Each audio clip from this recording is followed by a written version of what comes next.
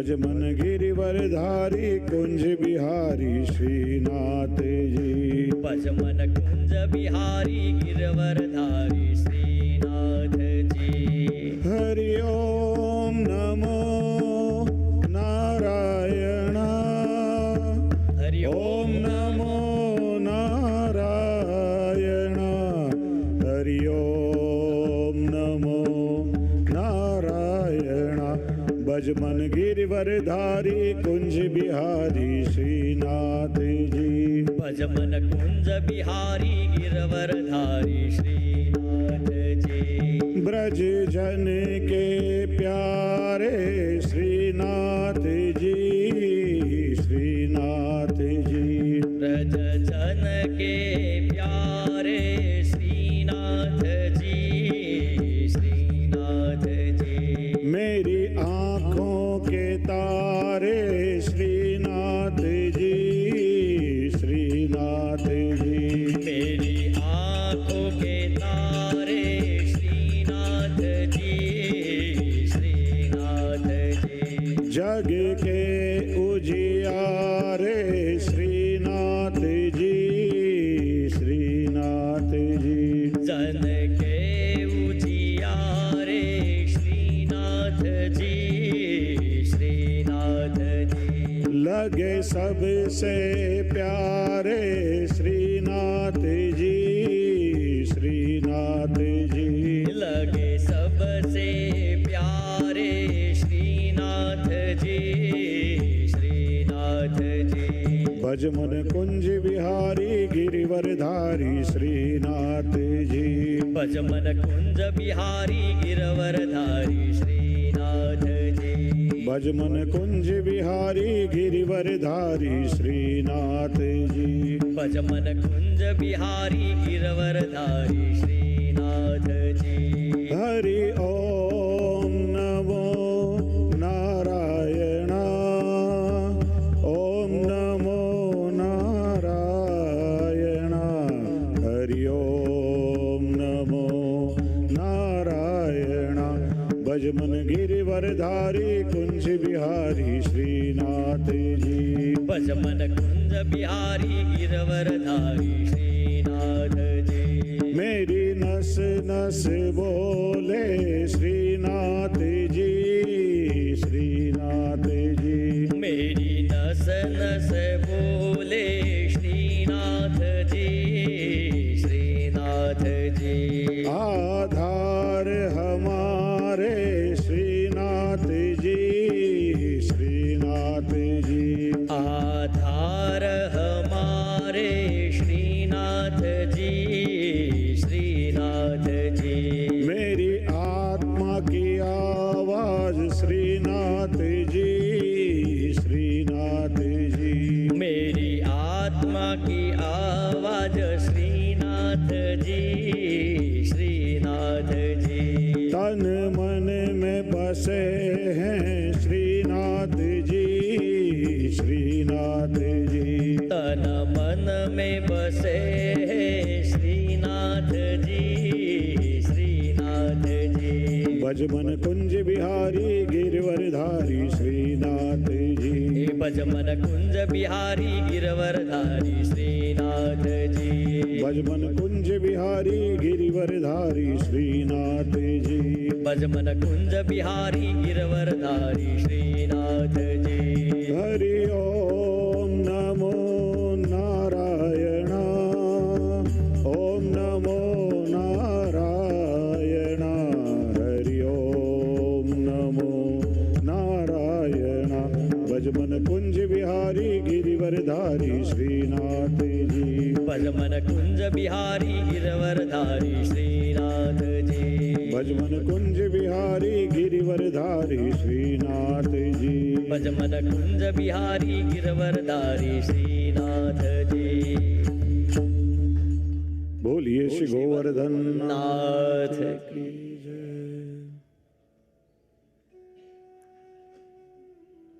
શ્રી અનુગ્રહ કુમારજીએ સમય અનુસાર ખૂબ શોર્ટમાં ગાગરમાં સાગર સમાવી અને ઇંગ્લિશમાં બ્રહ્મ સંબંધ વિશે સમજાવ્યું. થોડા આપણે વિસ્તારથી સમજીએ.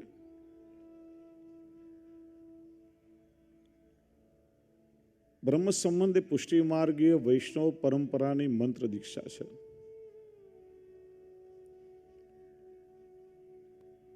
દીક્ષાહાવ એના પરથી દીક્ષા શબ્દ પડ્યો છે. જેમ કહ્યું કે સ્કૂલમાં ભણવા માટે જવું હોય એડમિશન લેવું પડે, એમ કોઈ પણ સંપ્રદાયમાં પ્રવેશ કરવા માટે એ સંપ્રદાયની પરંપરાની દીક્ષાથી આપણે દીક્ષિત થવું પડે, ત્યારે સંપ્રદાયમાં આપણને પ્રવેશ મળે છે. આપણો સંપ્રદાય જેને આપણે પુષ્ટિ માર્ગ કહીએ છીએ અને બ્રહ્મ સંબંધ લીધા પછી આપણે પુષ્ટિ માર્ગીય વૈષ્ણવ કહેવાઈએ છીએ. વૈષ્ણવ ઘણા ઘણા કહેવાય. પેલા તો એ સમજાવું કે પ્રાચીન સમયમાં ધર્મની પ્રમુખ 5 ધારાઓ હતી: સૌર, શાક્ત, શૈવ, ગાણપત્ય અને વૈષ્ણવ. સૂર્યના જે ઉપાસકો છે એ બધા સૌર પરંપરામાં આવે, જેમ પારસી પરંપરા, જે લોકો અગ્નિની ઉપાસના કરે છે, લગભગ લુપ્ત થવાના રહે છે. શૈવ અને ગાણપત્ય એક થઈ ગયા, ગણપતિ તંત્રને માનનારા. શિવજીના ઉપાસકો શૈવ. શિવજી પોતે પરમ વૈષ્ણવ ભક્ત છે, વૈષ્ણવ નામ યથાશંભો, પણ એમના ઉપાસકો શૈવ કહેવાય. દેવીના ઉપાસકો શાક્ત અને વિષ્ણુના અવતારોને જે માને બધા જ વૈષ્ણવ. રામાનુજ સંપ્રદાય, મધ્વ સંપ્રદાય, નિંબાર્ક સંપ્રદાય, બંગાળી ગૌડિયા સાધુ પરંપરા, માર્ગી સંન્યાસી પરંપરા, વિષ્ણુ સ્વામી સંપ્રદાય, પુષ્ટિ માર્ગીય પરંપરા, બધી જ વૈષ્ણવી પરંપરા છે. એના બધા જ સાધકો વૈષ્ણવ કહેવાય.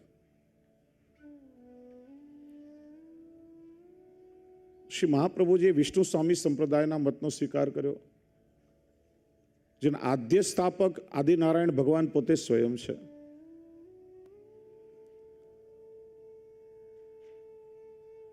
અને આ ભગવદ વંશની પરંપરા છે. શ્રી મહાપ્રભુજીના 13મા આચાર્ય થયા. વિષ્ણુ સ્વામી સંપ્રદાયના આચાર્ય પદ ઉપર સંન્યસ્ત પરંપરાના આચાર્યો હોય, અને ઠાકોરજીએ શ્રી મહાપ્રભુજીને સ્વયં ગ્રહસ્થાશ્રમ સ્વીકારવાની આજ્ઞા કરી.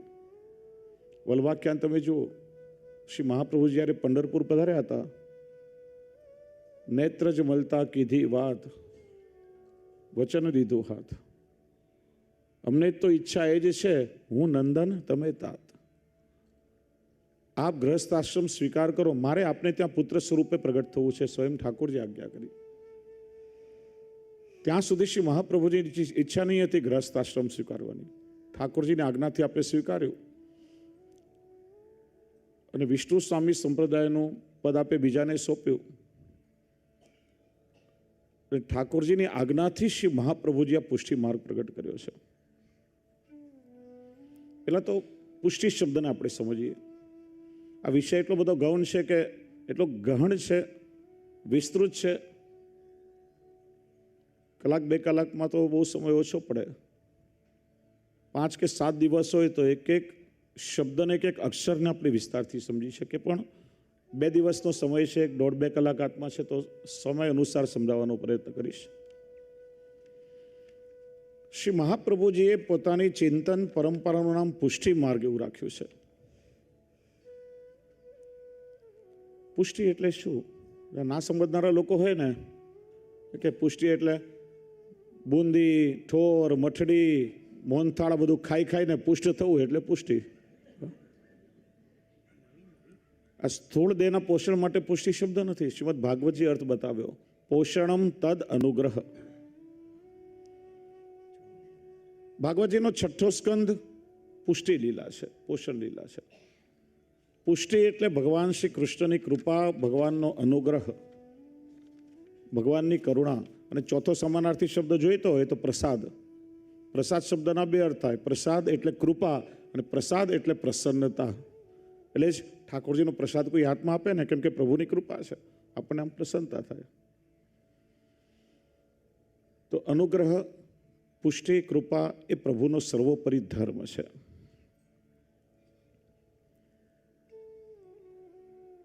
આ અનુગ્રહ નામના પોતાના ધર્મથી ઠાકોરજી પોતાના નિજજનોના મનોરથો પૂર્ણ કરે છે.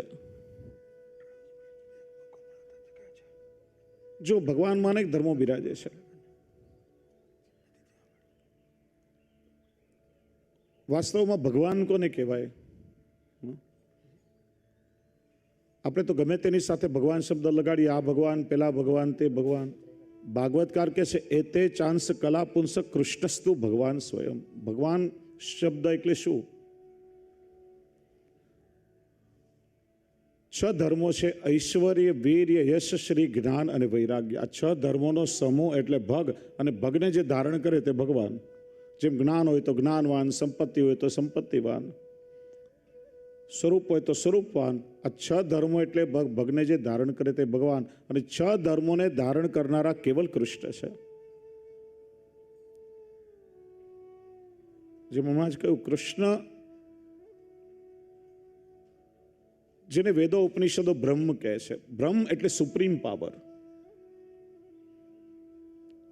જે આ જગતની ઉત્પત્તિ, સ્થિતિ અને લય કરે છે. ગીતા જેને પરમાત્મા કહે છે, ભાગવત જેને ભગવાન કહે છે. વસ્તુતઃ ત્રણેય તત્વ એક છે. ભગવાન શબ્દને ધ્યાનથી સમજો. આ જગતનું 5 તત્વથી ભગવાને નિર્માણ કર્યું છે: પૃથ્વી, જલ, તેજ, આકાશ અને વાયુ. તો ભ એટલે ભૂમિ, પૃથ્વી; ગ એટલે ગગન, આકાશ; વ એટલે વાયુ, વની સાથે અ એટલે અગ્નિ, અને ન એટલે નીર. ભગવાન શબ્દની અંદર આ 5 તત્વો નિહિત છે, જે સર્વવ્યાપી છે, જે સમગ્ર સૃષ્ટિને સર્જન કરે છે, પોષણ કરે છે અને લય કરે છે. 6 ધર્મોને ધારણ કરનારા કેવલ કૃષ્ણ છે. કૃષ્ણ એ અવતારી છે અને બીજા બધા એના અવતાર છે. તમે ભાગવતજીમાં 24 અવતારોનું વર્ણન સાંભળો છો: નૃસિંહ અવતાર, વામન અવતાર, કપિલ અવતાર, કુર્મા અવતાર, મત્સ્ય અવતાર. આ બધા અવતારો કોના? શ્રી મહાપ્રભુજી કહે છે, જુદા જુદા રૂપ અને નામ લઈને કૃષ્ણે પોતાના અવતારો પ્રગટ કર્યા છે. ભાગવતજીમાં જેટલી પણ લીલા છે, બધી કૃષ્ણની લીલા છે.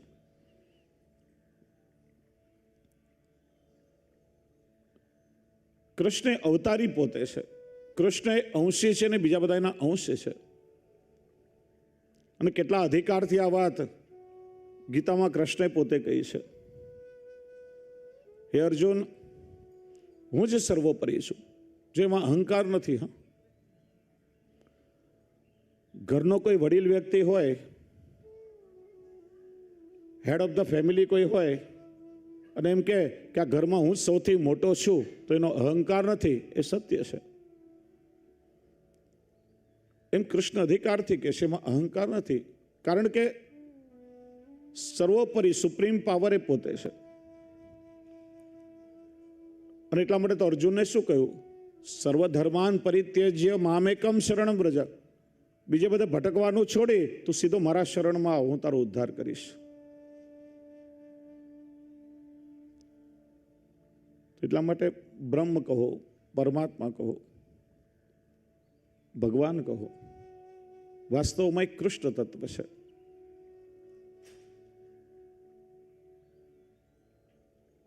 તો જે અવતાર ભગવાન ધારણ કરે છે, એ અવતાર ધારણ કરવા માટે જેટલા શક્તિ સામર્થ્યની આવશ્યકતા હોય એટલા ધર્મો સાથે ભગવાન અવતાર પ્રગટ કરે છે. દરેક અવતાર પૂર્ણાવતાર નથી. અંશાવતાર, કલાવતાર, આવેશાવતાર, જ્ઞાનાવતાર. રામાવતાર પૂર્ણાવતાર છે, કૃષ્ણાવતાર પરિપૂર્ણાવતાર છે. સારસ્વત કલ્પમાં મૂળ અંશી પરબ્રહ્મ જ્યારે કૃષ્ણ સ્વરૂપે પ્રગટ થયા, ત્યારે ષડધર્મ, દ્વાદશ શક્તિ અને 64 કલા એટલે પોતાના સર્વ સામર્થ્ય સાથે પ્રગટ થયા છે. બીજા અવતારોમાં એ અવતાર કાર્ય કરવા માટે એ જેટલા ધર્મો જોઈએ એટલા ધર્મો સાથે અવતાર લીધા છે ભગવાને. એટલે દરેક અવતાર પૂર્ણ અવતાર નથી. પણ આ કૃપા કે અનુગ્રહ નામનો ભગવાનનો જે ધર્મ છે ને, એ દરેક અવતારમાં ભગવાનની સાથે પ્રગટ હોય છે. અલ્પ પણ થતો નથી કે તિરોહિત પણ થતો નથી. વાસ્તવમાં ભગવાન ભક્ત પર કૃપા કરવા માટે જ અવતાર ધારણ કરે છે. ભગવાનની કૃપાને 2 પ્રકારે સમજીએ: સાધારણ અનુગ્રહ અને વિશેષ અનુગ્રહ. જેના પર ભગવાનની સાધારણ કૃપા થાય એના આલોક સંબંધી કે ભગવત સંબંધી જે કંઈ મનોરથો મનમાં હોય ઠાકોરજી પોતાની કૃપાથી જ પૂર્ણ કરી દે છે. એમાં પ્રભુને કોઈ પરિશ્રમ કરવો પડતો નથી. પ્રભુની કૃપા થઈને જીવનું કાર્ય થઈ ગયું. એટલે તો વારંવાર આપણે કહીએ છીએ ને, હે પ્રભુ કૃપા કરજો, પ્રભુ કૃપા કરજો. વાસ્તવમાં એ કૃપા તો કરી જ રહ્યા છે, આપણે એની કૃપાને સમજી શકતા નથી. પણ જેના પર વિશેષ કૃપા થાય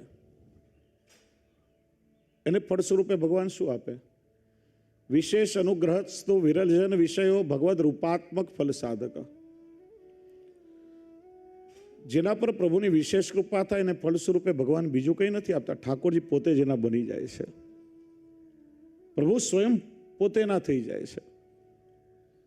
અને જેને પ્રભુ મળી જાય ને બીજું શું જોઈએ? હમણાં ચર્ચા થઈ ને, કુમ્મનદાસજીને માગવાનું કહ્યું કે કંઈક માગ મારી પાસે. તો પ્રભુ આપ જેના ખોળામાં રમી રહ્યા હોય એને બીજું વધારે શું જોઈએ?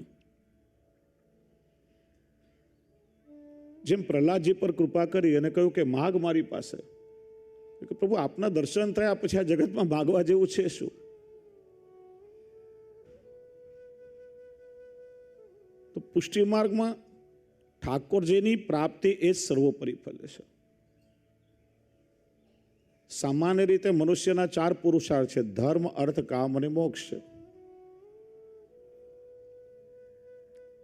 ધર્મ એટલે કર્તવ્ય. આપણે આગળ થોડું વિસ્તારથી સમજશું. આજે નહીં હોય તો કાલે વિસ્તારથી સમજાવીશ ટાઈમ પ્રમાણે. તેજસભાઈ, કેટલા વાગ્યા સુધીનો ટાઈમ છે?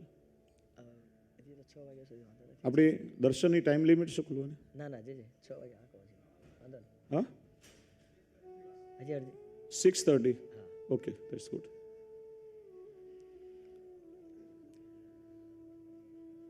તો આપણે ચર્ચા કરી રહ્યા હતા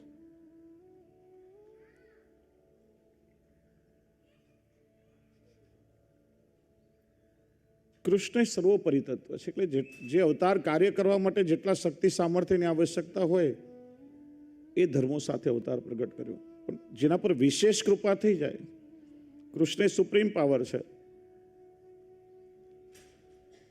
સાધારણ કૃપા થાય એના મનોરથો પૂરા કરી દે, પણ વિશેષ કૃપા થાય તો એને ફલ સ્વરૂપે સ્વયં ઠાકોરજી મળી જાય છે. તો ધર્મ, અર્થ, કામ અને મોક્ષની આપણે ચર્ચા કરતા હતા. સર્વદા સર્વભાવેન ભજનીયો વ્રજાધિપ. શ્રી મહાપ્રભુજી પુષ્ટિ માર્ગે ધર્મ સમજાવે છે. આપણે કૃષ્ણનો અંશ છીએ. ગીતાજીમાં જે આજ્ઞા કરી, મમૈ વાંશો જીવલોકે જીવભૂત સનાતન. અંશની ગતિ જ્યારે અંશી તરફ થાય ત્યારે એની સદગતિ થાય. જેમ હમણાં કહ્યું કે પથ્થર લઈને ઉપર ગમે એટલો ઉપર ઉછાળો પણ પડશે ક્યાં? પાછો જમીન ઉપર. કેમ કે ધરતીનો અંશ છે. દીવો પ્રગટાવો તો દીવાની જ્યોતનું મુખ હંમેશા આકાશ તરફ હોય, કેમ કે સૂર્યનો અગ્નિનો અંશ છે. એમ આપણે પ્રભુનો અંશ છીએ અને એનો અંશ હોવાથી આપણી ગતિ એના તરફ થાય ત્યારે સદગતિ થાય. અને એટલા માટે કૃષ્ણની સેવા એ આપણો દાસ ધર્મ છે. અર્થો હરિરે વહી. અર્થ એટલે રૂપિયા પૈસા કમાવાનું સાધન. અહીં તો વૈષ્ણવનું સર્વસ્વ એના પ્રભુ છે. એટલે તો આપણે ઠાકોરજીની નિધિ કહીએ છીએ. નિધિ એટલે મૂડી સંપત્તિ. કામ હરિદિદુક્ષૈવ. લૌકિકમાં અનેક પ્રકારની કામના હોય, ઈચ્છાઓ હોય, અને પુષ્ટિજીવનો કામ પુરુષાર્થ નિત્ય ભગવત દર્શન લાલસા. અને મોક્ષ કૃષ્ણસ્ય ચેત ધ્રુવમ. કૃષ્ણના થઈ જવું, પૂર્ણ રૂપે એને સરેન્ડર થઈ જવું, એ પુષ્ટિજીવનો મોક્ષ છે. જો એટલા માટે શ્રી મહાપ્રભુજીનો કૃષ્ણાશ્રય નામનો ગ્રંથ છે, 11 શ્લોકનો. 18,000 શ્લોકમાં ભાગવતમાં જે કહેવાયું એ શ્રી મહાપ્રભુજી 11 શ્લોકમાં કૃષ્ણાશ્રયમાં કહ્યું છે. ભાગવતનું કેપ્સ્યુલ રૂપ જ કહી શકાય. પ્રથમ શ્લોકમાં કહ્યું, સર્વ માર્ગે સુનષ્ટેશુ કલૌચ ખલ ધર્મિણી. આ કાળનો કલિયુગનો પ્રભાવ એવો છે અત્યારે કે બધા માર્ગો નષ્ટ થઈ ગયા છે. માર્ગ એટલે શું? મૃગ ધાતુ પરથી માર્ગ શબ્દ પડ્યો. મૃગ એટલે શોધવું, માર્ગ એટલે ભગવાનને શોધવાનો રસ્તો. એટલે દરેક સંપ્રદાય સાથે માર્ગ શબ્દ જોડાયા. જ્ઞાન માર્ગ, કર્મ માર્ગ, યોગ માર્ગ, તપ માર્ગ, ભક્તિ માર્ગ, પ્રપત્તિ માર્ગ, શરણ માર્ગ, પુષ્ટિ માર્ગ આદિ. માર્ગ એટલે ભગવાનને શોધવાનો રસ્તો. આ કલિયુગમાં ધર્મના આચરણના 6 સાધનો દેશ, કાલ, કર્મ, મંત્ર, દ્રવ્ય કરતા કાલના પ્રભાવોથી બધું નષ્ટ થયું, અશુદ્ધ થયું છે. કોઈ પણ વસ્તુ ફળ આપનારી રહી નથી.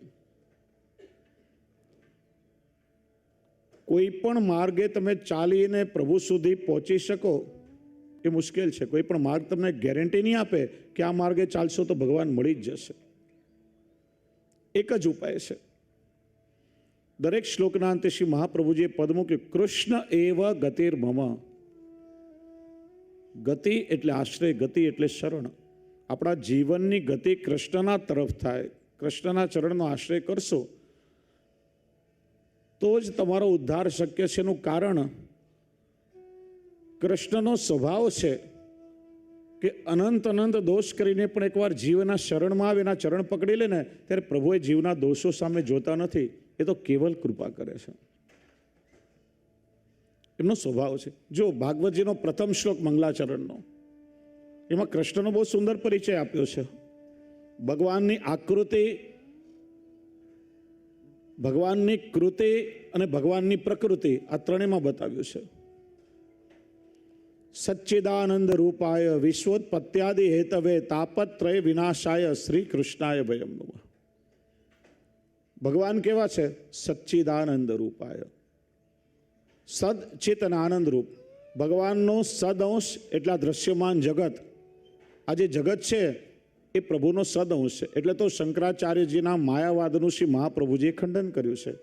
માયાવાદ કહે છે બ્રહ્મ સત્ય જગત મિથ્યા. શ્રી મહાપ્રભુજી કહે છે બ્રહ્મ સત્ય છે, જગત સત્ય છે, સંસાર અહંતા મમતાથી ભરેલો છે એટલે મિથ્યા છે. આ જગત બ્રહ્મનું આધિભૌતિક સ્વરૂપ છે, બ્રહ્મનું પ્રતિબિંબ છે. અને બ્રહ્મનું સર્જન મિથ્યા કેવી રીતે હોય? કોઈ સારો કલાકાર હોય, એની કલાકૃતિનું તમે અપમાન કરો, અનાદર કરો તો એ કલાકારનું જ અપમાન કહેવાય. આ જગતનું સર્જન બ્રહ્મએ પોતાનામાંથી કર્યું છે. અને જગત સત્ય છે, સનાતન છે. એટલા માટે આ જગતની કોઈ પણ વસ્તુ નાશવંત નથી. કોઈ પણ વસ્તુનો તમે નાશ ન કરી શકો. એનું સ્વરૂપ કેવલ બદલાઈ જાય. સાયન્સ પણ કહે છે શક્તિનું પદાર્થમાં ને પદાર્થનું શક્તિમાં રૂપાંતર થાય, નાશ ન થાય. લાકડું સળગે એમાંથી કોલસો બને, કોલસામાંથી રાખ બને, એમાંથી એનર્જી ક્રિએટ થાય, પણ એનો નાશ ન થાય. કેમ કે આ જગત ભગવાને બનાવ્યું છે. ભગવાનનો ચેદ અંશ એટલે આપણે બધા જીવ. ભગવાને પોતાના ચેદ અંશમાંથી જીવનું સર્જન કર્યું. અને આનંદ અંશ એટલે આપણી અંદર રહેલો આત્મા સ્વયં ભગવાન. એ કરે છે શું? વિશ્વોત્પત્યાદિ હેતવે. સૃષ્ટિનું સર્જન કરે છે, પોષણ કરે છે અને લય કરે છે. હવે સર્જન કરે, પોષણ કરે ને લય કરે, એને જો ભગવાન કહેવાય તો ઘણી વસ્તુ આપણે પણ બનાવીએ છીએ. આપણે ઘણી વસ્તુનું કન્સ્ટ્રક્શન કરીએ છીએ, સર્જન કરીએ છીએ. આપણે કેટલા લોકોનું પોષણ કરીએ છીએ, આપણે ઘણી વસ્તુનો નાશ કરીએ છીએ. તો આપણા મને ભગવાનમાં ફરક શું? ફરક એ કે ભગવાન જગત આખાનું સર્જન કરે છે પણ એનો અહંકાર એને થતો નથી. અને આપણે એક નાનકડું ચિત્ર બનાવીએ તો એ પોતાનું નામ નીચે લખવાનું ભૂલતા નથી. અમે બનાવ્યું, અહંકાર આવી જાય છે. ભગવાન આખી સૃષ્ટિનું પોષણ કરે છે છતાં એનો મત નથી. અને આપણે 5-10 જણનું ઘર ચલાવીએ ને તો ઘણી વાર હું છું ને એટલે તમારું ચાલે છે, હું નહીં તો તમારું શું થશે? અરે ભાઈ, મને કોણ ચલાવે છે? મને તો એ ચલાવે છે.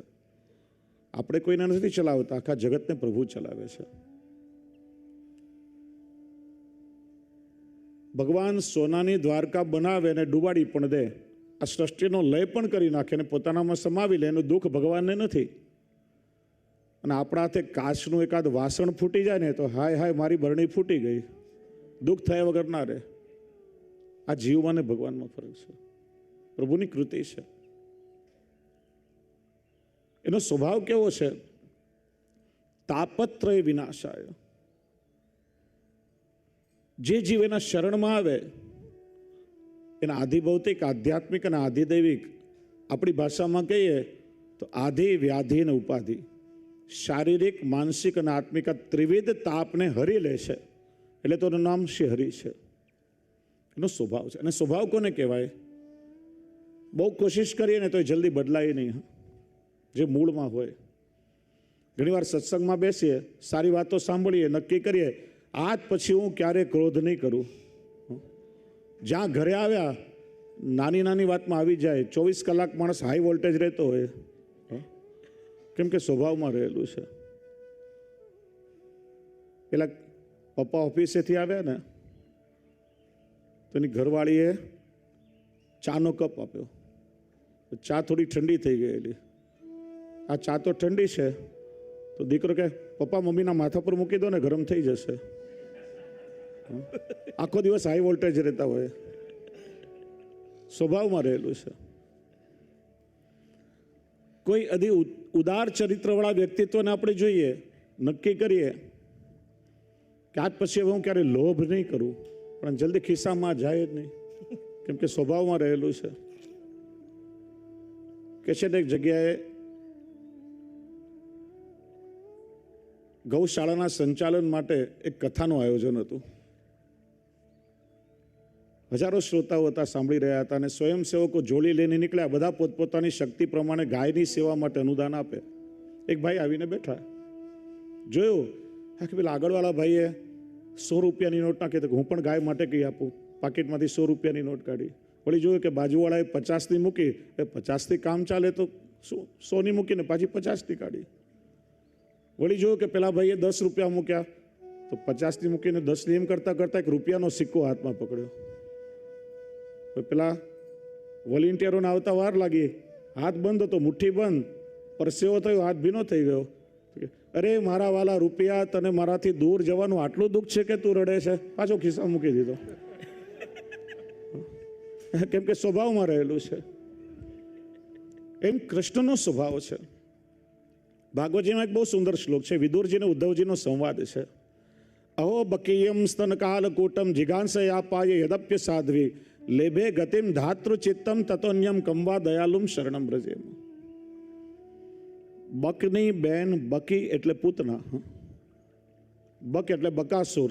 આજકાલ આપણે લૌકિકમાં કહીને એ બકા અહીંયા હોય, બકી અહીંયા હો, કોઈને ના કહેશો. બકો એટલે બકાસુર થાય ને બકી એટલે પૂતના થાય. સ્તન ઉપર કાલકોટ વિષનું લેપન કરી અને કૃષ્ણને મારવા આવી હતી, કંઈ વાલ કરવા નથી આવી.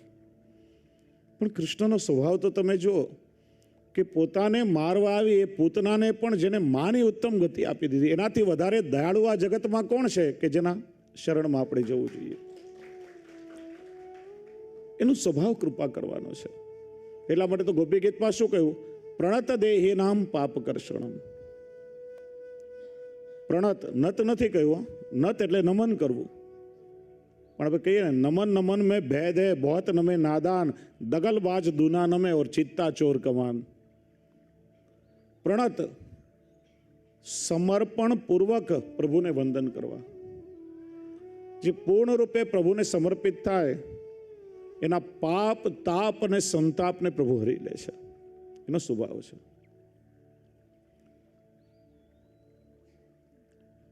સહેજ કૃપા કરે, કૃપા સિવાય બીજું કંઈ કરતા જ નથી. કૃષ્ણનો સ્વભાવ છે. ભાગવતજીમાં 6 સ્કંદમાં છે ને, અજામિલ બહુ પાપી હતો.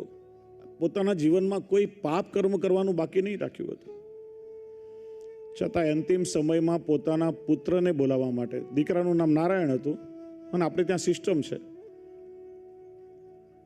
બાળકોના નામ ભગવાનના નામ પરથી જ રાખવામાં આવે જૂના સમયમાં. અને અમેરિકામાં સંશોધન થયું છે કે ભારતમાં આ ગ્રહ, નક્ષત્ર, રાશિ બધું જોઈને પોઝિટિવ સેન્સમાં કે ભગવાનના નામ પરથી નામ કેમ રાખવામાં આવે? હજારો મૃત થઈ ગયેલા લોકો એના બાયોડેટા કમ્પ્યુટરમાં મૂકીને એ લોકોએ સંશોધન કર્યું કે જેમના નામના આલ્ફાબેટ જે છે એના અક્ષરોનો જે પોઝિટિવ સેન્સમાં અર્થ થતો હોય, દાખલા તરીકે ગોરધનદાસ ઓછવ લાલદાણી, તો જી ઓડી ગોડ, ગોડ એટલે ભગવાન. તેનું સરેરાશ આયુષ્ય 13 વર્ષ વધારે હોય અને એની લાઈફ પણ ખૂબ સરળ અને સાત્વિક હોય. અને જે લોકોના આલ્ફાબેટનો અક્ષર નામનો નેગેટિવ સેન્સમાં થતો હોય એની સરેરાશ 13 વર્ષ આયુષ્ય ઓછી હોય અને એનું જીવન પણ બહુ સંઘર્ષમય હોય, ઘણું સહન કરવું પડ્યું હોય. એટલે આપણે ત્યાં દરેક વસ્તુઓ સાયન્ટિફિકલી છે. ખાલી કેવા પૂરતી વેવલી વાતો નથી. આખું આપણું ઇન્ડિયન કલ્ચર, આપણી વૈદિક પરંપરા સાયન્સ સાથે જોડાયેલી છે, પણ બધી વસ્તુની સમજણ આજે ચાલી ગઈ છે. એક એક વસ્તુની આપણે ડિટેલથી ચર્ચા કરી શકીએ, પણ અત્યારે એટલો સમય નથી. પણ બાળકોના નામ પણ એટલા માટે કે તમે દીકરા કે દીકરીને બોલાવો ને તો અનાયાસે પ્રભુનું નામ મુખથી લેવાય. અને ભગવાનના નામમાં એ સામર્થ્ય છે. અંતિમ સમયમાં હે નારાયણ, નારાયણ પોતાના દીકરાને બોલાવવા માટે એને નારાયણનું નામ લીધું. તો પણ પ્રભુની એવી કૃપા થઈ ગઈ કે એને કરેલા કર્મો બધા બળી ગયા અને વિષ્ણુના દૂતો આવીને લઈ ગયા. આમ આશ્ચર્ય થયા લોકોને કે આમ પ્રભુનું નામ લઈએ ને આખું જીવન માણસે પાપ કરે તો થોડી બળી જાય. આવું શક્ય છે? હું તમને એક પ્રશ્ન પૂછું કે ગિરનાર જેટલો કે હિમાલય જેટલો રૂનો પર્વત હોય, કોટનનો, ચતુરભાઈ, હિમાલય જેટલો રૂનો પર્વત હોય એને સળગાવવા માટે કેટલા ટન કોલસા જોઈએ? હા, એક ચિનગારી કાફી છે, બરાબર? એમ જીવ અલ્પસમર છે પણ ભગવાન સર્વોપરીને સર્વસમર છે. નિજે છાતક કરી છે તે ધારે કરી શકે છે. એને કૃપા કરવી હોય ને તો એ જીવના ગુણદોષોનો કંઈ વિચાર કરતા નથી. તો એનો સ્વભાવ છે. અને એટલા માટે શ્રી મહાપ્રભુજી કહે છે કૃષ્ણ એવ ગતિર્મમ, અન્ય કોઈને નહીં. કેમ કે પ્રાકૃતા સકલા દેવા ગણિતાનંદ કમૃત, જેટલા પણ દેવદેવીઓ છે ને પ્રાકૃત છે, પ્રકૃતિના આધીન છે. કોઈમાં રજો ગુણ છે, કોઈમાં તમો ગુણ છે, કોઈમાં સત્વ ગુણ છે, કોઈ નિર્ગુણ છે. એમના પણ જન્મ થાય છે, મૃત્યુ થાય છે. બ્રહ્માનો પણ જન્મ પ્રભુની નાભીમાંથી થાય. એક પરાર્ધનું આયુષ્ય છે ભોગવ, એટલે બ્રહ્માનું પણ મૃત્યુ થાય, પછી પ્રભુની નાભીમાંથી નવા બ્રહ્માનું સર્જન થાય. રુદ્ર પણ ભગવાનના જ અહંકારમાંથી પ્રગટ થયા છે. એટલે શ્રી મહાપ્રભુજી આજ્ઞા કરે છે અહીંયા ત્યાં ભટકવા કરતા જે સર્વોપરી તત્વ છે એના ચરણનો તમે આશ્રય કરશો તો એ કૃપા સિવાય બીજું કંઈ નહીં કરે. એનો સ્વભાવ જ કૃપા કરવાનો છે. એટલા માટે એ કૃપાનો અનુભવ આપણે કઈ રીતે કરીએ એ માટે શ્રી મહાપ્રભુજી આ પુષ્ટિ ભક્તિ માર્ગ પ્રગટ કર્યો છે. એ કૃપા તો બધા પર કરે છે. હું તો હંમેશા કહું છું કે ભગવાનની કૃપા નદી નાળાની જેમ વહેતી નથી, વરસાદની જેમ વરસે. અને વરસાદ ગરીબના ઝૂંપડા પર વરસે ને રાજાના મહેલ પર વરસે, બધે વરસે. પણ તમે ક્યારે જોયું હશે વરસાદ વરસીને બંધ થઈ જાય તો કોઈ જગ્યાએ ઝરણાઓ ફૂટી નીકળે, નદીઓ વહેતી થઈ જાય, સરોવરો છલકાય, ક્યાંક નાના ખાબોચિયા ભરાય ને કોઈ જમીન એવી હોય ગમે એટલો વરસાદ વરસે પણ પાણી ટકે નહીં, સુકાઈ જાય.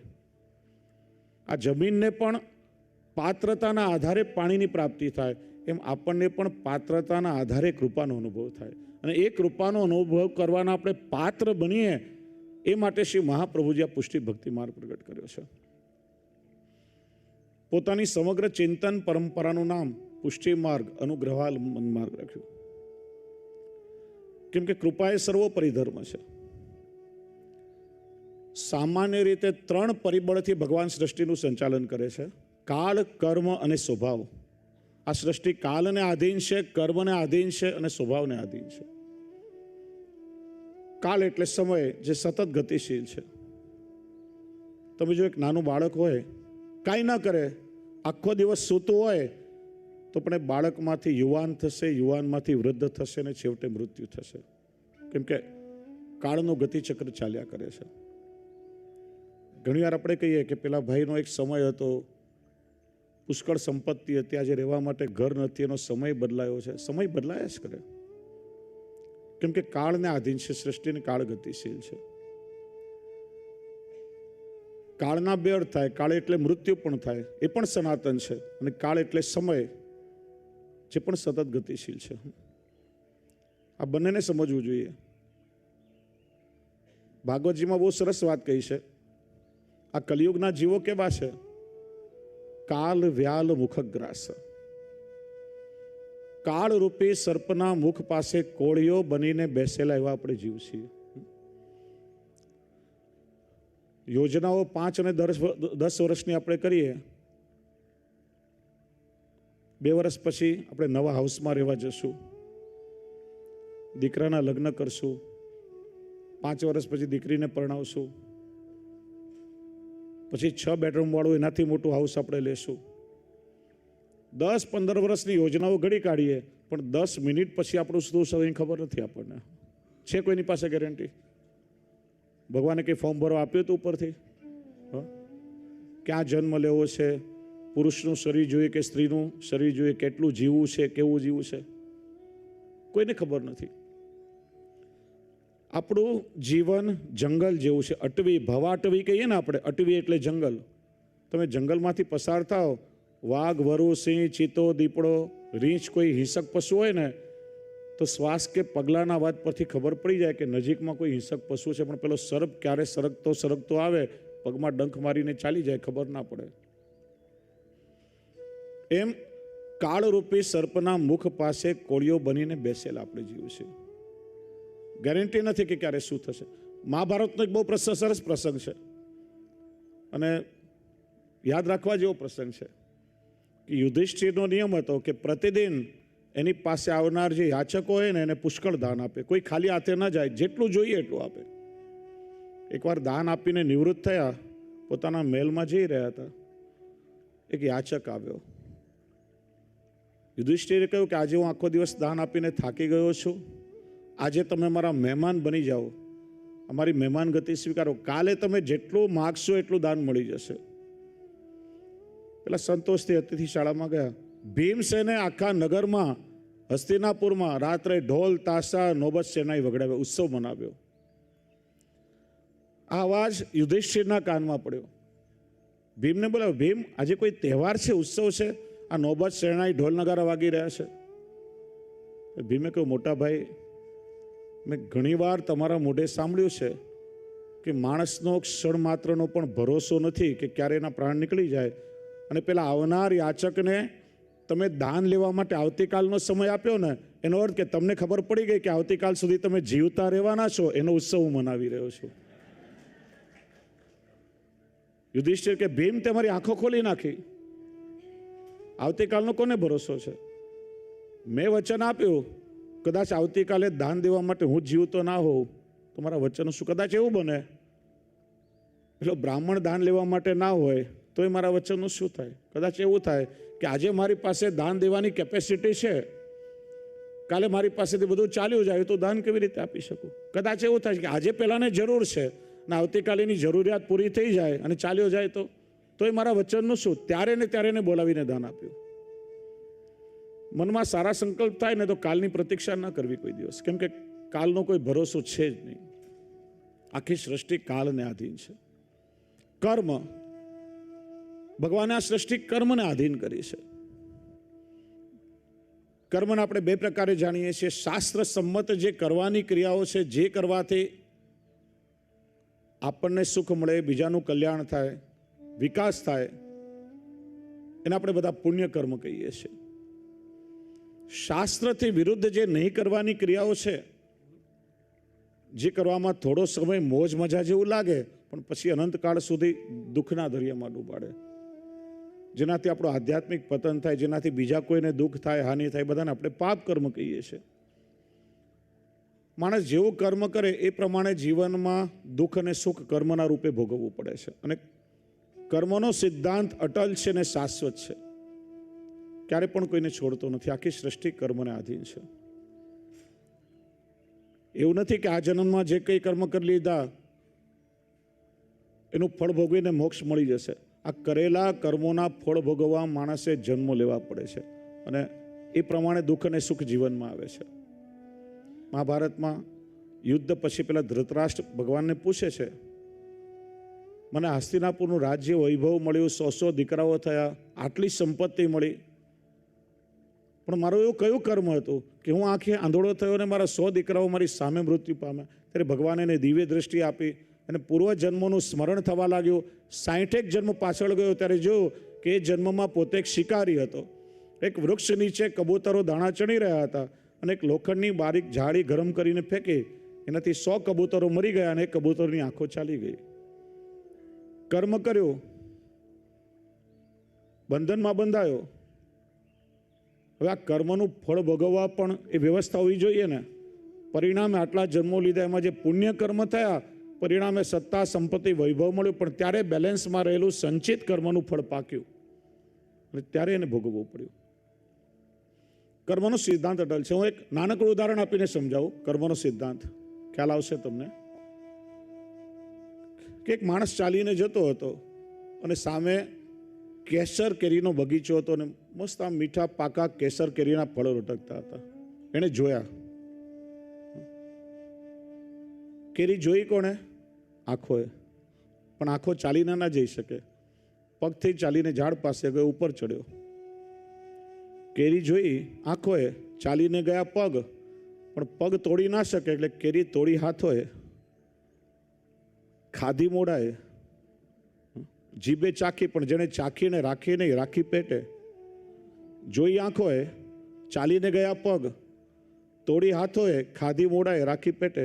હવે એ બગીચાનો માલિક ત્યાંથી નીકળ્યો અને જોયું કે હા, ચોરી ચૂપકીથી મારા ફળ ખાય છે. હાથમાં એક દંડો લીધો, જોરથી પીઠ પર વળગાડ્યો. માર કોણે ખાધો? પીઠે. ધ્યાનથી સમજો.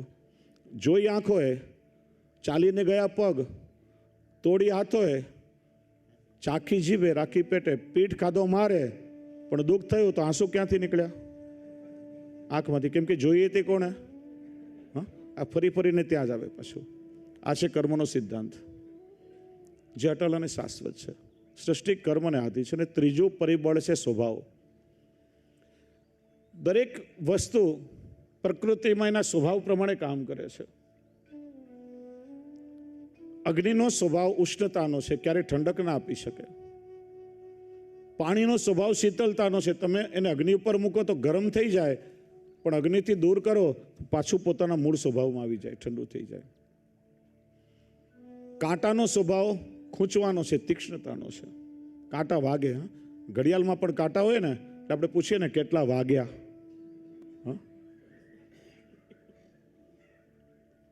ફૂલનો સ્વભાવ કોમળતાનો હોય, ફૂલ ક્યારેક ખૂંચે નહીં. સોયનો સ્વભાવ સાંધવાનો હોય, ક્યારે કોઈને જુદા ન કરે. અને કાતરનો સ્વભાવ જુદા કરવાનો હોય, કોઈને ભેગા ના કરી શકે. દરેકનો સ્વભાવ હોય. સૃષ્ટિમાં દરેક વસ્તુ પ્રકૃતિ આપેલા સ્વભાવ પ્રમાણે કામ કરતી હોય. આખી સૃષ્ટિ કાલ, કર્મ અને સ્વભાવને આધીન છે. આ ત્રણ પરિબળો એવા બળવાન છે કે માણસનોની સામે કંઈ ચાલતું નથી. અને ભગવાન પણ એ સારી રીતે જાણે છે. છતાંય પ્રભુ વિચારે કે અમુક જીવ પર મારે કૃપા કરવી છે, તો કાળ, કર્મ કે સ્વભાવનું અતિક્રમણ કરીને પણ ભગવાન પોતાની કૃપાનો અનુભવ એને કરાવે છે. ભગવાન સ્વતંત્ર છે. ભગવાનને કોઈ વસ્તુ બાધક બની શકતી નથી, કેમ કે સૃષ્ટિના સર્જનાર પોતે છે. એ ધારે કરી શકે છે અને એમનો સ્વભાવ છે. પોતાના શરણમાં આવેલો જીવ ગમે તેવો હોય, અધમ હોય, દોષોથી ભરેલો હોય, ગુણ હોય, દોષ હોય, અધિકારી હોય, અનધિકારી હોય, ઠાકોરજી જોતા નથી. બસ એક કૃપા જ કરવી એનો સ્વભાવ છે. એક બહુ સરસ પુરાણનો પ્રસંગ સાંભળ્યો હતો. મા યશોદાજી, એમને એકવાર મનોરથ થયો કે મારે યમુનાજીમાં 1.25 લાખ દીપદાન કરવું છે.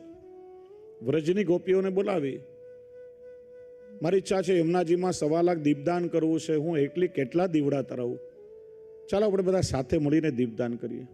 પણ જોજો આ વાતની ખબર કાનુડાને પડે નહીં. કનૈયાને ખબર પડશે તો લાલો નટખટ છે, તોફાની છે, કંઈ ને કંઈ બાલ લીલા કરશે.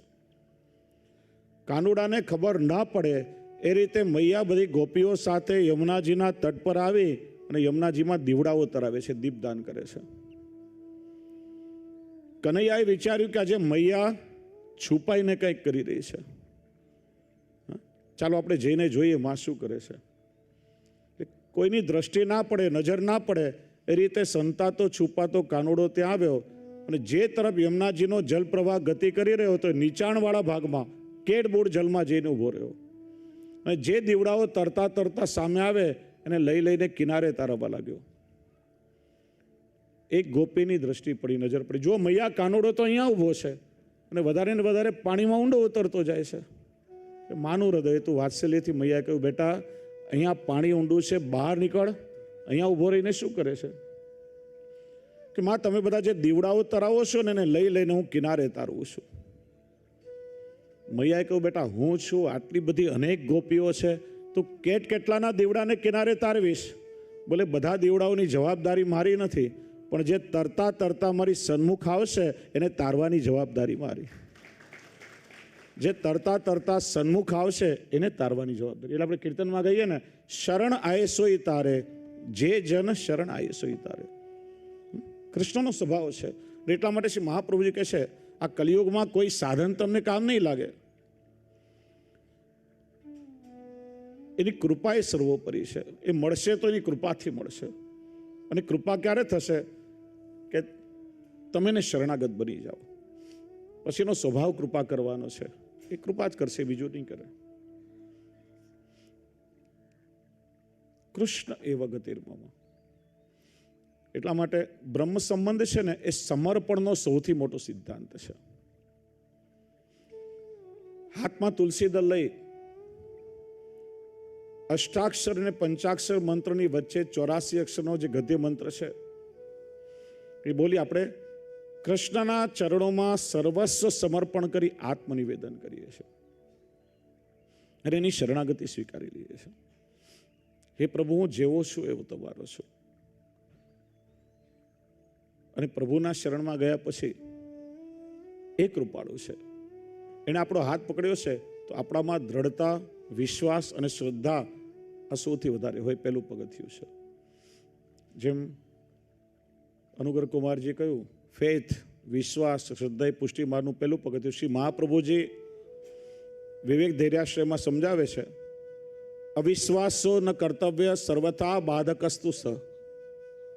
ભક્તિ માર્ગ પર ચાલનારા સાધકોએ ભગવાન અને ભગવાનની લીલામાં ક્યારે પણ અવિશ્વાસ ન કરવો, કેમ કે સૌથી મોટા બાધક છે. અને શ્રી મહાપ્રભુજી ઉદાહરણ આપીને સમજાવે છે, બ્રહ્માસ્ત્ર ચાતકો પ્રાપ્યો બ્રહ્માસ્ત્ર ચાતકમ ભાવ્યો પ્રાપ્તમ સેવેત નિર્મમ. બે ઉદાહરણ આપ્યા. પહેલું આપ્યું બ્રહ્માસ્ત્રનું. પ્રસંગ આ બધા જાણો જ છો કે હનુમાનજી રામચંદ્રજીની મુદ્રા પરિચયમાં લઈ સીતાજીને શોધતા શોધતા અશોક વાટિકા આવ્યા. પરિચય આપ્યો, હું રામચંદ્રજીનો દૂત છું, સેવક છું. વાર્તાલાપ થયો. ભૂખ લાગી હતી એટલે ફળો ખાતા અને આખી અશોક વાટિકાનો સમૂળ નાશ કરવા લાગ્યા. રાવણે એકથી એક શક્તિશાળી અસુરોને મોકલ્યા, પણ એ બધાને હનુમાનજીએ માર્યા. છેવટે મેઘનાદ આવ્યો અને બ્રહ્માસ્ત્રથી હનુમાનજીને બાંધ્યા અને હનુમાનજી બંધાઈ ગયા. બ્રહ્માસ્ત્ર એટલે સૂતરનો તાંતણો જોઈએ, પણ એની મંત્ર શક્તિ એટલી પ્રબળ છે. જેમ એક સૂર્યનું તેજ હોય એમ બ્રહ્માસ્ત્રમાં 12 સૂર્યનું તેજ હોય. એ ક્યારે પણ નિષ્ફળ ન જાય. જેમ ગાઈડેડ મિસાઇલ હોય, જેમ સંચાલન કરો, પિન પોઈન્ટ પર ટાર્ગેટ પર જઈને એટેક કરે, એમ બ્રહ્માસ્ત્ર ક્યારે નિષ્ફળ ના જાય. હનુમાનજી બંધાઈ ગયા અને રાવણની સામે લાવ્યા એમને. ત્યારે રાવણને અવિશ્વાસ થયો કે આટલા શક્તિશાળી વાનરને આ સૂતરના દોરે બાંધ્યો, અને આને તો લોખંડની મજબૂત સાંકળોથી બાંધવો જોઈએ. જેવો અવિશ્વાસ થયો, બ્રહ્માસ્ત્ર નિષ્ફળ થઈ ગયું. અવિશ્વાસથી બ્રહ્માસ્ત્ર જેવું અસ્ત્ર પણ નિષ્ફળ થઈ, એનું કંઈ ફળ ના મળે. પછી તમે સૌ જાણો છો કે એમને સાંકળોથી બાંધ્યા અને બધા બંધન તોડીને લંકાનું દહન કરીને નીકળી ગયા. બીજું ઉદાહરણ ચાતક પક્ષીનું આપ્યું કે ચાતક પક્ષીને સ્વાતિ નક્ષત્રના જલબુંદમાં કેટલો પ્રબળ વિશ્વાસ છે. તરસ લાગી હોય, પાસે ગંગાજીનું જલ વહેતું હોય ને, તો એમાંથી જલ ગ્રહણ નહીં કરે. એ તો પ્રતીક્ષા કરશે કે સ્વાતિમાં વરસાદ વરસશે, એનાથી હું મારી તરસ છીપાવીશ. અને એને વિશ્વાસ છે એટલે જ સ્વાતિમાં ચોક્કસ વરસાદ વરસે છે. અને એ જલ પી અને આખું જીવન એનાથી ચલાવે છે. ભક્તિ માર્ગ પર ચાલનાર સાધકોએ ચાતક પક્ષી જેવો દ્રઢ વિશ્વાસ રાખવો જોઈએ. ત્યારે આ ભક્તિ માર્ગ એને ફલરૂપ થાય છે. એનું જ નામ છે આશ્રય, એનું જ નામ છે શરણાગતિ. પ્રભુના ચરણ શરણમાં આવ્યા પછી એ જે કરશે તે યોગ્ય કરશે. હવે મારે કંઈ જોવાનું નથી. જેમ એક નાનું બાળક હોય, એને મા બાપનો કેટલો આશરો છે. મારા મમ્મી ડેડી જે કરશે તે બરાબર કરશે, મને ખબર નથી, જે કરશે તે પપ્પા મમ્મી કરશે. બાલ સહજ ભાવ છે. પ્રભુ સર્વસ્વ છે. એના ચરણમાં આશ્રય કર્યા પછી જે કરશે તે કેવલ કૃપા જ કરશે. એ દ્રઢતા અને વિશ્વાસ ભક્તિ માર્ગના સાધકમાં હોવો જોઈએ. તો બ્રહ્મ સંબંધ એ સમર્પણનો સૌથી મોટો સિદ્ધાંત છે, શરણાગતિનો મોટો સિદ્ધાંત છે. અહીંયા કૃષ્ણ ન કહેતા બ્રહ્મ શબ્દ કહ્યું છે. સંબંધ આપણો જોડાય છે કૃષ્ણની સાથે. પણ મેં કહ્યું ને કે વેદ જેને બ્રહ્મ કહે છે, ગીતા જેને પરમાત્મા કહે છે, ઉપનિષદો જેને પરમાત્મા કહે છે, ભાગવત જેને ભગવાન કહે છે, એ જ કૃષ્ણ તત્વ છે. અને એટલા માટે અહીંયા કૃષ્ણ સંબંધ કયો હોય તો એ વ્યક્તિવાચક શબ્દ લાગે. બ્રહ્મ સંબંધ કહેતા કે તમે જેની સાથે સંબંધ જોડી રહ્યા છો એ કોઈ સામાન્ય વ્યક્તિ નથી, એ સુપ્રીમ પાવર છે, જે જગત આખાનું સંચાલન કરે છે. આપણા પર શ્રી વલ્લભની બહુ મોટી કૃપા છે કે કોઈ સામાન્ય તત્વ આપણને નથી આપ્યું. શ્રી મહાપ્રભુજી જે ઠાકોરજી આપણા માથે પધરાવ્યા છે ને, એ સુપ્રીમ પાવર છે, જે સર્વોપરી તત્વ છે, જેને આપણે ઘરમાં સેવીએ છીએ. હું ઘણીવાર કહું છું, શ્રી મહાપ્રભુજીથી પહેલા ઘણા આચાર્ય થયા, મહાનુભાવો થયા, મહાપુરુષો થયા, સંતો થયા. બધાએ કહ્યું કે ચાલો અમે તમને ભગવાન સુધી લઈ જઈએ, ભગવાનના ધામ સુધી પહોંચાડીએ, અમે તમને ભગવાનના દર્શન કરાવીએ. શ્રી મહાપ્રભુજી એક માત્ર એવા આચાર્ય થયા, આજ્ઞા કરી, ના, મારે તમને કોઈને ભગવાનના ધામ સુધી નથી લઈ જવા, ત્યાં સુધી જવાનો પરિશ્રમ પણ નથી કરાવવો, પણ એક ઠાકોરજીને જ અહીંયા પધરાવી અને એક એક વૈષ્ણવના ઘેર ઘેર પ્રભુને પધરાવીને એક એક વૈષ્ણવનું ઘર નંદાલય બનાવું, એક એક વૈષ્ણવના ખોળામાં પ્રભુને ખેલતા કરી દઉં. તમે એને અનુભૂત કરી શકો. શાસ્ત્ર કહે છે કે ભગવાનના દર્શન જેને થાય ને એને મુક્તિ મળી જાય, ફરીથી જન્મ ના લેવો પડે. પણ મુક્તિ એટલે શું? મુક્તિ એટલે જન્મ અને મરણના દુઃખમાંથી મુક્તિ મળી ગઈ, ફરીથી જન્મ ના લેવો પડે. એમાં જન્મ મરણનું દુઃખ દૂર થયું, પણ એમાં કોઈ સુખની અનુભૂતિ નથી. મુક્તિ એટલે ભગવાનમાં એનો લય થઈ ગયો. તમારે ગોળનો સ્વાદ ચાખવો હોય ને તો ગોળથી જુદા રહીને ચાખી શકો. તમે પોતે જ ગોળનો રવો બની જાઓ તો ગોળનો સ્વાદ ના ચાખી શકાય. એમ ભગવાનથી જુદા રહીને ભગવાનને તમે અનુભૂત કરી શકો. મુક્તિમાં દુઃખની નિવૃત્તિ છે, પણ કોઈ સુખની પ્રાપ્તિ નથી. દાખલા તરીકે 3-4 દિવસથી તમે ભૂખ્યા છો, કંઈ જમ્યા નથી, અને કોઈ તમને રૂખો સૂકો રોટલો કે ખીચડી પણ આપે ને, અને પેટ ભરાય તમારું, ભૂખનું દુઃખ દૂર થયું, પણ એમાં તમને મજા ના આવે, તમે એ લંચને એન્જોય ના કરી શકો. પણ 3-4 દિવસે કંઈ ખાધું ના હોય, કોઈ તમને રસગુલ્લા, ગુલાબજાંબુ, રસમલાઈ આ બધું ખવડાવે ને, તો ભૂખનું દુઃખ પણ દૂર થાય અને તમે ભોજનનો આનંદ પણ લઈ શકો, એન્જોય કરી શકો. મુક્તિમાં જન્મ મરણના દુઃખની નિવૃત્તિ છે, જ્યારે ભક્તિમાં પૂર્ણ રૂપે એ ભગવદાનંદની અભિવ્યક્તિ છે. તમે પ્રભુને એન્જોય કરી શકો, તમે પ્રભુને માણી શકો. એટલા માટે ઠાકોરજીની સેવા ઘરે પધરાવી, આ દેહથી ઠાકોરજીની સેવા કરતા કરતા પછી એક અવસ્થા એવી આવે છે, વિષય બહુ ગહન છે અને એ આપણો સબ્જેક્ટ નથી, વધારે નહીં કહું, પણ ઠાકોરજીની સેવા કરતા કરતા પ્રેમ, આસક્તિ, વ્યસન અને તન્મયતા એ અવસ્થાએ પહોંચો ને, ત્યારે ભક્તિ માર્ગમાં જેને તનુ નવત્વ કહે, યમનાષ્ટકમાં કહો છો ને, તનુ નવત્વ મહેતાવતા, આ દેહ અલૌકિક બની જાય. આ જ નેત્રથી પ્રભુની લીલાના દર્શન થાય, આ જ કાનથી તમે ઠાકોરજીનો વેણુનાદ સાંભળી શકો, આ જ હાથથી પ્રભુ તમારી સેવા સ્વીકારે, એ અવસ્થાએ જીવ પહોંચી શકે.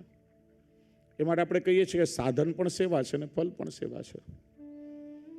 અને પુષ્ટિ માર્ગમાં સેવાનું ફલ એ ભગવદ રસાનુભૂતિ છે. બ્રહ્મ સંબંધ વાસ્તવમાં આપણે ઠાકોરજીની સેવાના અધિકાર માટે લઈએ છીએ. જો બ્રહ્મ સંબંધમાં 2 મંત્ર છે, પંચાક્ષર મંત્ર, અષ્ટાક્ષર મંત્ર અને બીજું પંચાક્ષર મંત્ર. આપણે ત્યાં દીક્ષા પણ 2 પ્રકારની છે. બાળક નાનું હોય, 1.25 મહિના પછી ગુરુદેવ પાસે આપણે એને લઈ આવીએ, પછી ગુરુદેવ 3 વાર એના કાનમાં અષ્ટાક્ષર મંત્ર કઈ કંઠી પહેરાવી અને નામ નિવેદન કરાવે છે. જો વૈષ્ણવને પુષ્ટિમાર્ગના પ્રોટોકોલ, એના શબ્દો પણ ખબર હોવા જોઈએ. નામ નિવેદન અથવા બીજું નામ છે નામ પમાવવું. એક બેન મારી પાસે આવ્યા, મારા દીકરાનું નામ કમાવવું છે. બધું સારા કામ કરશે તો કમાશે, મારે એમાં શું કરવાનું? નામ પમાવવું અથવા નામ નિવેદન. એનું કારણ, જીવને પહેલો સંબંધ કાનથી પ્રભુના નામ સાથે થાય છે. ભાગવતજીના નંદ મહોત્સવમાં વર્ણન કર્યું કે કૃષ્ણનું પ્રાગટ્ય જ્યારે ગોકુલમાં થયું અને વધાઈ મળી ત્યારે ગોપીજનોએ કાનથી સાંભળ્યું કે નંદરાયજીને ત્યાં લાલાનું પ્રાગટ્ય થયું છે. હજી દર્શન નથી થયા, પોતાના કાનને ધન્ય માન્યા છે. આ કાનથી પ્રભુના પ્રાગટ્યની વધાઈ મળી, એટલા માટે 16 શણગાર સજીને તૈયાર થયા ને તો સૌથી પહેલા કાનમાં કર્ણફૂલ પહેર્યા છે, કેમ કે આ કાનથી પ્રભુના પ્રાગટ્યની વધાઈ મળી. પ્રભુ સાથે નામ દ્વારા સંબંધ જોડાયો એટલે 9 ભક્તિમાંથી 7 ભક્તિનો અધિકારી થયો. પુષ્ટિ માર્ગમાં એનો પ્રવેશ થઈ ગયો, એન્ટ્રન્સ મળી ગયું. પછી જ્યારે સમજદાર થાય, બોલતા શીખે, વિચાર વિવેક આવે, ત્યાર પછી એને બ્રહ્મ સંબંધ થાય છે. 84 અક્ષરનો ગદ્ય મંત્ર હાથમાં તુલસી દળ લઈ ગુરુદેવ બોલાવી અને પછી એ ઠાકોરજીના ચરણમાં સમર્પિત કરે છે કે પ્રભુ આ જીવ હવે આપનો થયો. ટૂંકમાં કહું તો નામ નિવેદન એટલે સગાઈ અને બ્રહ્મ સંબંધ એટલે પ્રભુ સાથે જીવનો વિવાહ. અને શાસ્ત્ર કહે છે જે દિવસે દીક્ષાની પ્રાપ્તિ થઈ તે દિવસે આપણો એક અલૌકિક આધ્યાત્મિક જન્મ થાય છે. જો બ્રાહ્મણ અને વૈષ્ણવ અને સંસ્કૃતમાં દ્વિજ કહેવાય છે. દ્વિજ એટલે બ્રાહ્મણ યજ્ઞોપવિત દીક્ષા લે અને ગાયત્રી દીક્ષા મળે ત્યારે એનો આધ્યાત્મિક જન્મ થાય છે. એમ વૈષ્ણવ પણ જ્યારે બ્રહ્મ સંબંધ લે ત્યારે એનો અલૌકિક જન્મ થાય છે. તમે 84-252 વૈષ્ણવની વાર્તા વાંચો છો, એમાં લખ્યું છે ને 3 જન્મની વાર્તા. 3 જન્મ કઈ રીતે? પહેલો જન્મ એટલે ત્યાં નિત્ય લીલાનું એનું સ્વરૂપ છે. બીજો જન્મ એટલે આ માણસનું શરીર આપણને માતાના ઉદરથી મળ્યું તે ભૌતિક જન્મ. ત્રીજો આધ્યાત્મિક જન્મ, જે દિવસે દીક્ષા પ્રાપ્ત થઈ તે આપણો અલૌકિક જન્મ થાય છે. અને બ્રહ્મ સંબંધ થયું, પ્રભુને સમર્પણ કર્યું ત્યારે અલૌકિક પ્રકારે ઠાકોરજી આપણું વરણ કર્યું છે. પ્રભુ સાથે એક પ્રકારે આપણો વિવાહ થાય એટલે તો બ્રહ્મ સંબંધ કહેવાય છે. પ્રભુ સાથે અલૌકિક સંબંધ જોડાયો. એટલે આજની ભાષામાં તમને કહું તો બ્રહ્મ સંબંધ એટલે તમારો અલૌકિક બર્થડે પણ કહેવાય, અને બ્રહ્મ સંબંધ એટલે તમારી અલૌકિક પ્રભુ સાથેની મેરેજ એનિવર્સરી પણ કહેવાય. ડબલ દિવસ છે. પણ આપણા લોકોની સ્થિતિ એ છે આજે બ્રહ્મ સંબંધ લઈ લીધું નાનપણમાં. કઈ દિવસે થયું, ક્યારે થયું, કેટલાને યાદ છે તમારામાંથી કોઈને? એક બેનને યાદ છે, એક બેન હાથ ઉપર કર્યો. લૌકિકમાં કેટલાય લોકોના બર્થડે યાદ હશે, કેટલાય લોકોની મેરેજ એનિવર્સરી, કેટલી ડેટ યાદ હશે. ગ્રીટિંગ મોકલાવીએ, મેસેજ મોકલાવીએ, શુભકામના મોકલીએ. મારે આજે કેવું છે ડિટેલમાં કાલે સમજાવીશ, પેલા થોડી ચર્ચા આજે કરું કે વર્તમાન પરિસ્થિતિમાંથી આપણે ગુજરી રહ્યા છીએ ને. બ્રહ્મ સંબંધ લઈ કંઠી બંધાવીને આપણે પોતાની જાતને વૈષ્ણવ માની લઈએ છીએ,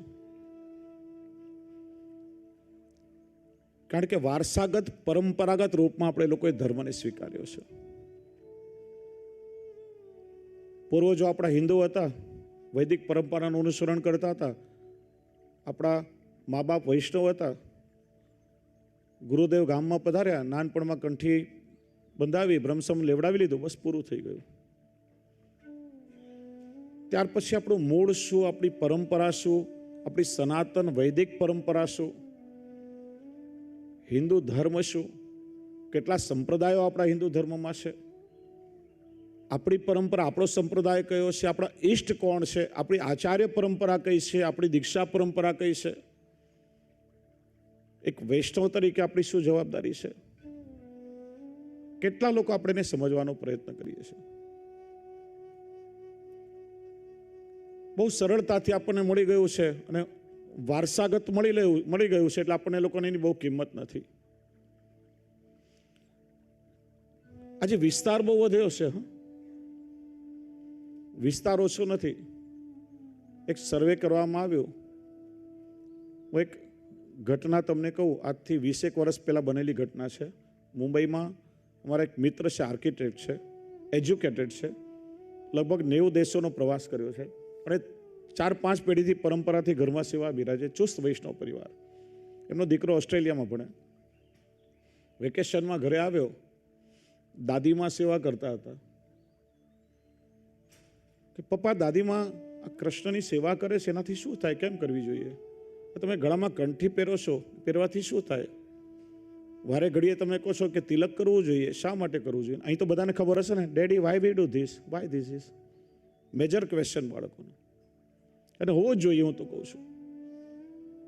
આજના બાળકો નાસ્તિક નથી, ધર્મને સમજવા માગે છે અને વારંવાર આપણને પૂછતા હોય છે કે આ બધું શા માટે? આપણી પાસે એક જ ઉત્તર મળે, બેટા મને ખબર નથી, અમારા ઘરમાં બા દાદા કરતા હતા ને એટલે અમે કરીએ છીએ. અને એટલા માત્રથી આજના યુવાનોને સંતોષ નથી થતો. અને મેં જોયું છે, અનુભવ્યું છે કે યોગ્ય રીતે જો એમનું સમાધાન થાય ને તો આપણા કરતાં વધારે ઇન્વોલ્વ થઈને એ લોકો ધર્મનું આચરણ કરે છે. આજે યોગ્ય દિશાની આવશ્યકતા છે. તો એમણે ઘરમાં પ્રશ્ન પૂછ્યો, હવે એ ભાઈ પાસે કોઈ જવાબ નથી. મનમાં થયું કે આ પ્રશ્ન ખાલી મારા એકલાના દીકરાના નથી, આવા પ્રશ્ન કેટલાય યંગસ્ટર્સના મનમાં મૂંઝવતા હશે. અને જો એમને સમાધાન નહીં મળે, એમના પ્રશ્નોનું નિરાકરણ નહીં થાય, તો આપણે ધર્મને આગળ કેટલો ટકાવશું? કંઈક કરવું જોઈએ. અમારી સાથે સંપર્ક કર્યો, વિચાર કર્યો. મુંબઈ યુનિવર્સિટીમાં ફિલોસોફી ડિપાર્ટમેન્ટમાં અમે લોકોએ વિચાર્યું કે આપણે વલ્લભ વેદાંતની ચેર એડમિટ કરીએ, વર્ગ એની સાથે જોડાય તો કંઈક પુષ્ટિ માર્ગને સમજી શકે. ત્યારે યુનિવર્સિટીના વાઇસ ચાન્સલરે પહેલાં જ કહ્યું, ભાઈ અમારે ત્યાં શૈવિઝમ, કાશ્મીર શૈવિઝમ, બૌદ્ધિઝમ, જૈનિઝમ, ઇસ્લામ, તાઓ, ક્રિશ્ચન, બધા વર્ગો છે, બધી ફિલોસોફી અમે ભણાવીએ છીએ. વલ્લભ વેદાંતની અમને ખબર નથી. કદાચ આપણે કોર્સ શરૂ કરીએ તો કેટલા સ્ટુડન્ટ મળશે? વૈષ્ણવની સંખ્યા આશરે કેટલી? એ સમયે સર્વે કર્યું, આથી 20 વર્ષ પહેલાં 3.5 કરોડ વૈષ્ણવ હતા. આજે લગભગ 4.5-5 કરોડની સંખ્યા આખા વિશ્વમાં વૈષ્ણવની હશે. પુષ્ટિમાર્ગ વિશ્વવ્યાપી થયો છે. પણ ખાલી સંખ્યા વધારવાથી આપણો હેતુ સરી જશે? શ્રી મહાપ્રભુજી ક્વોન્ટિટીમાં નથી માનતા, ક્વોલિટીમાં માને છે. ક્વોલિફાઈડ વૈષ્ણવ કેટલા? જે પોતાના સ્વધર્મને સમજતા હોય, જેમને પોતાના સંપ્રદાયનું કંઈ જ્ઞાન હોય, એવા વૈષ્ણવ કેટલા? એ બહુ મહત્વનું છે. આજે વિસ્તાર વધ્યો છે પણ ઊંડાણ જોઈએ એટલું નથી. ખાલી વિસ્તાર વધારવાથી હેતુ ના સરે. અને હું તો હંમેશા કહું છું કે સમુદ્રનું મહત્વ એટલા માટે નથી કે એનો વિસ્તાર વધારે છે. સમુદ્રનું મહત્વ એટલા માટે છે કેમ કે એમાં ઊંડાણ છે, ડેપ્થ છે એમાં. ખાલી વિસ્તાર વધારે હોય ને છીછરો હોય ને તો શંખલા, ચીપલા ને કાંકરા જ મળે, પણ એમાંથી મોતીને રત્નો મળે છે કેમ કે એમાં ઊંડાણ રહેલું છે. એમ આપણી અંદર આપણા સ્વધર્મનું ઊંડાણ હોવું જોઈએ. આપણે લોકો થોડી બહુ ક્રિયાઓ કરીને પોતાની જાતને ધાર્મિક માની લેતા હોઈએ છીએ. સવારે 2-5 માળાઓ કરી લીધી, 5-10 મિનિટ જેમ આવે તેમ સેવા કરી લીધી, હવેલીમાં સવાર સાંજ દર્શન કરી આવ્યા, કંઈક કથા ચાલી રહી હતી, 1-8 કલાક જઈને બેસી આવ્યા. આપણે બહુ ધાર્મિક છીએ, પણ ધર્મની સાચી સમજણ નથી. વાસ્તવમાં ધર્મ એટલે શું એ જ લોકોને ખબર નથી. તમને એમ કોઈ પૂછે ને તમારો ધર્મ કયો? અમે શ્રીનાથજી વાળા, અમે સ્વામિનારાયણ, અમે પ્રણામી, અમે જૈન. ધર્મ જુદી વસ્તુ છે, સંપ્રદાય જુદી વસ્તુ છે. સંપ્રદાન ધાતુ પરથી સંપ્રદાય શબ્દ પડ્યો. આપણા હિન્દુ ધર્મમાં જેટલા પણ આચાર્યો છે ને એ ભગવદ અંશાવતાર છે. ગીતાજીમાં શું કહ્યું? ધર્મ સંસ્થાપનાર્થાય એક અવતાર કાર્ય બતાવ્યું, સંભવામી યુગે યુગે. આ ધર્મનું સ્થાપન કરવા માટે ભગવાન આચાર્ય સ્વરૂપે પોતે અવતાર ધારણ કરે છે. આચાર્યો એ સ્વયં ભગવાનનો અવતાર છે. આદિગુરુ શંકરાચાર્ય રુદ્રનો અવતાર, મધ્વાચાર્ય વાયુનો અવતાર, નિંબાર્કાચાર્ય સુદર્શનનો અવતાર, રામાનુજાચાર્ય શેષાવતાર અને મહાપ્રભુ શ્રી વલ્લભાચાર્યજી એ ભગવાન શ્રી કૃષ્ણના મુખાવતાર, વદનાવતાર. શ્રી ગુસાઈજી જેમના માટે કહે છે વસ્તુત કૃષ્ણ. આ 5 આચાર્યોએ પોતાની ફિલોસોફી, એમનું તત્વદર્શન આ જગતને આપ્યું. એ જીવવાની વ્યવસ્થા એ સંપ્રદાય કહેવાયા. એમના ઇષ્ટ, દીક્ષા પરંપરા, તિલક, મંત્ર પરંપરા, ફિલોસોફી જુદી છે, વ્યવસ્થા જુદી છે, પણ લક્ષ્ય તો બધાનું એક જ છે, ઈષ્ટની પ્રાપ્તિ. તમારે અહીંથી એટલાન્ટા સિટીમાં જવું હોય, પાર્કવે લઈને જાઓ, ફ્રીવે લઈને જાઓ, બુલેવાર્ડ લઈને જાઓ કે લોકલ લઈને જાઓ, તમારી ઈચ્છાની વાત છે. રસ્તા જુદા જુદા બધા પહોંચાડશે, ત્યાં કોઈક જલ્દી પહોંચાડશે, કોઈ લેટ પહોંચાડશે. કયો રસ્તો લેવો એ તમારે નક્કી કરવાનું. એમ વ્યવસ્થાઓ જુદી જુદી છે, લક્ષ્ય તો બધાનું એ જ છે, ઈષ્ટની પ્રાપ્તિ. તો આચાર્યો થયા છે ધર્મનું સ્થાપન કરવા માટે, એ ભગવદ અવતારો છે, અને વિમુખ થયેલી પ્રજાને એમણે ધર્મની સાથે જોડ્યા, વ્યવસ્થા બતાવી. આ રીતે આ માર્ગે આ પ્રમાણે ચાલશો તો તમે તમારા ડેસ્ટિનેશન સુધી પહોંચી જશો. એ સંપ્રદાય. ધર્મ એટલે શું? ધર્મ શબ્દની જુદી જુદી વ્યાખ્યાઓ કરવામાં આવી. ધારણા ધર્મ ઇત્યાહુ ધર્મો ધારે તે પ્રજા. પ્રત્યેક વ્યક્તિ ધારણ કરે તે ધર્મ. કોઈ કહેશે જીવાત્માને પરમાત્મા સુધી પહોંચાડવાનું પરિબળ માધ્યમ એ ધર્મ છે. કોઈ કહેશે માનવીના જીવનનો પૂર્ણ રૂપે વિકાસ કરે એ ધર્મ છે. વ્યાખ્યાઓ જુદી જુદી. વાસ્તવમાં ધર્મ શબ્દનો અર્થ શું? ધર્મ એટલે આપણું કર્તવ્ય. બહુ સૌથી સરળ વ્યાખ્યા.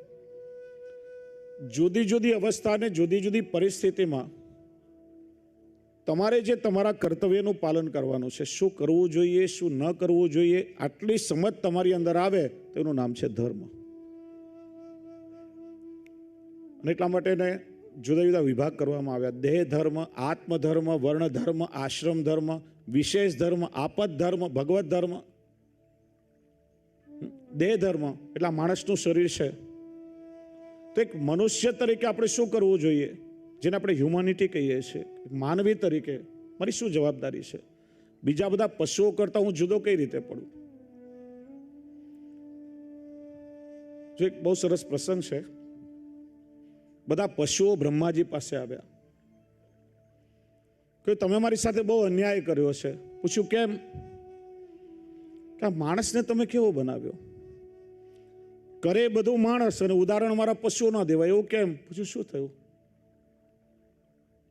કે બહુ આળસુ હોય ને કે આ પાડાની જેમ પડ્યો રહે છે, મહેનત કરતો હોય તો કે ગધેડાની જેમ મહેનત કરે છે, વફાદાર હોય આ કૂતરા જેવો વફાદાર છે, લુચ્ચો હોય આ શિયાળ જેવો લુચ્ચો છે, ડરપોક હોય તો કે આ બિલાડી જેવો બીકણ છે, હિંમતવાળો હોય આ સાવજ જેવો હિંમતવાળો છે. હા, કરે બધું માણસ અને ઉદાહરણ પશુ ના દેવાય, એવું કેમ? ત્યારે બ્રહ્માજી કહ્યું, જો આ સૃષ્ટિ મેં બનાવી ત્યારે 4 વસ્તુઓ દરેક પશુમાં ને માણસમાં સરખી રાખી છે. આહાર, નિદ્રા, ભય, મૈથુનંચ સામાન્ય મેતદ પશુભી નરાણામ.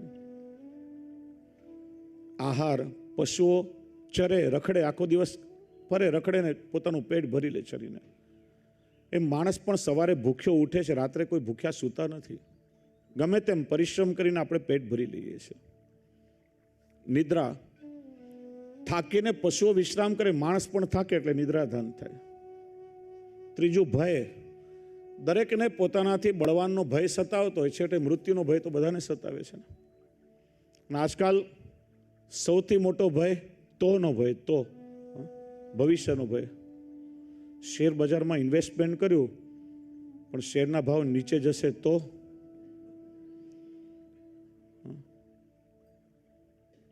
તમારી એક નવી ફ્રેન્ચાઇઝ તમે ખોલી, બરાબર નહીં ચાલે તો? દીકરાના લગ્ન કર્યા, વહુ પરણીને ઘરમાં આવી પણ મારું કયું નહીં માને તો? આમ થશે તો? આપણને ખબર નથી ફ્યુચરમાં શું થવાનું છે, પણ છતાં એનો ભય બધાને સતાવતો હોય. કે છે ને એક દીકરી પરણીને સાસરે ગઈ, 2-3 મહિના પછી પિયરે આવી, આમ થોડીક સુકાઈ ગયેલી. મમ્મીએ પૂછ્યું, બેટા કેમ સુકાઈ ગઈ? સાસરામાં તને કોઈ તકલીફ છે? આમ સાસુ સસરા બહુ મેણા મારે તકલીફ? ના, એ તો મારા મા બાપ જેવા છે, મને બહુ પ્રેમ કરે છે. બેટા પતિની કોઈ તકલીફ છે? મારો પતિ બહુ પ્રેમાળ છે, ખૂબ હાલ કરે મને. તો બીજે કંઈ ઘરમાં કોઈ સાધન? મમ્મી મારે ત્યાં બધા સાધન છે, કોઈ તકલીફ નહીં. બેટા તું સુકાઈ કેમ ગઈ? મમ્મી એક વાતનો મને બહુ ડર લાગે, સવારે મારા હસબન્ડ જાગે ને, જલ્દી ચા મૂક, નહીં તો મને આમ બહુ ડર લાગે. શું કરશે? નાહવા માટે ગરમ પાણી મૂક, નહીં તો જમવાની થાળી પીરસ, નહીં તો મને આમ ડર લાગે. શું કરશે? કે બેટા એકવાર પૂછી લે ને, શું કરશે? આપણને ખબર પડે આગળ આપણે શું કરવાનું. પેલી સાસરે આવી, સવારે એનો હસબન્ડ જાગ્યો, જલ્દી ચા મૂક, નહીં તો શું કરશો? હું જાતે મૂકી લઈશ. આ તોનો ડર બહુ મોટો. આહાર, નિદ્રા, ભય અને ચોથું મૈથુન. જેમ પ્રજાની ઉત્પત્તિ પશુઓ કરે છે એમ માણસ પણ પ્રજાની ઉત્પત્તિ કરે છે. તો પશુમાં ને માણસમાં ફરક શું? કહ્યું ધર્મો હિ એકો અધિકો વિશેષ ધર્મેણ હીના પશુભી સમાન. ધર્મ નામનું પરિબળ મેં મનુષ્યને આપ્યું છે કેમ કે માણસમાં મેં વિવેક બુદ્ધિ મૂકી છે. બુદ્ધિથી માણસ વિચારશે, એટલે કહેવાય ને પશુઓ ચરે અને માણસ વિચરે.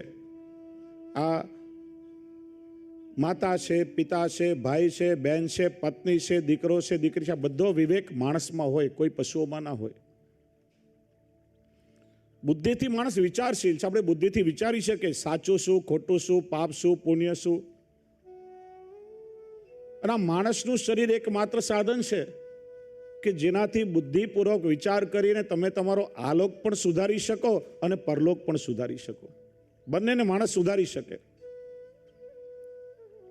બાકીની બધી યોનિઓ છે કેવલ કર્મનું ફળ ભોગવવાની વ્યવસ્થા છે.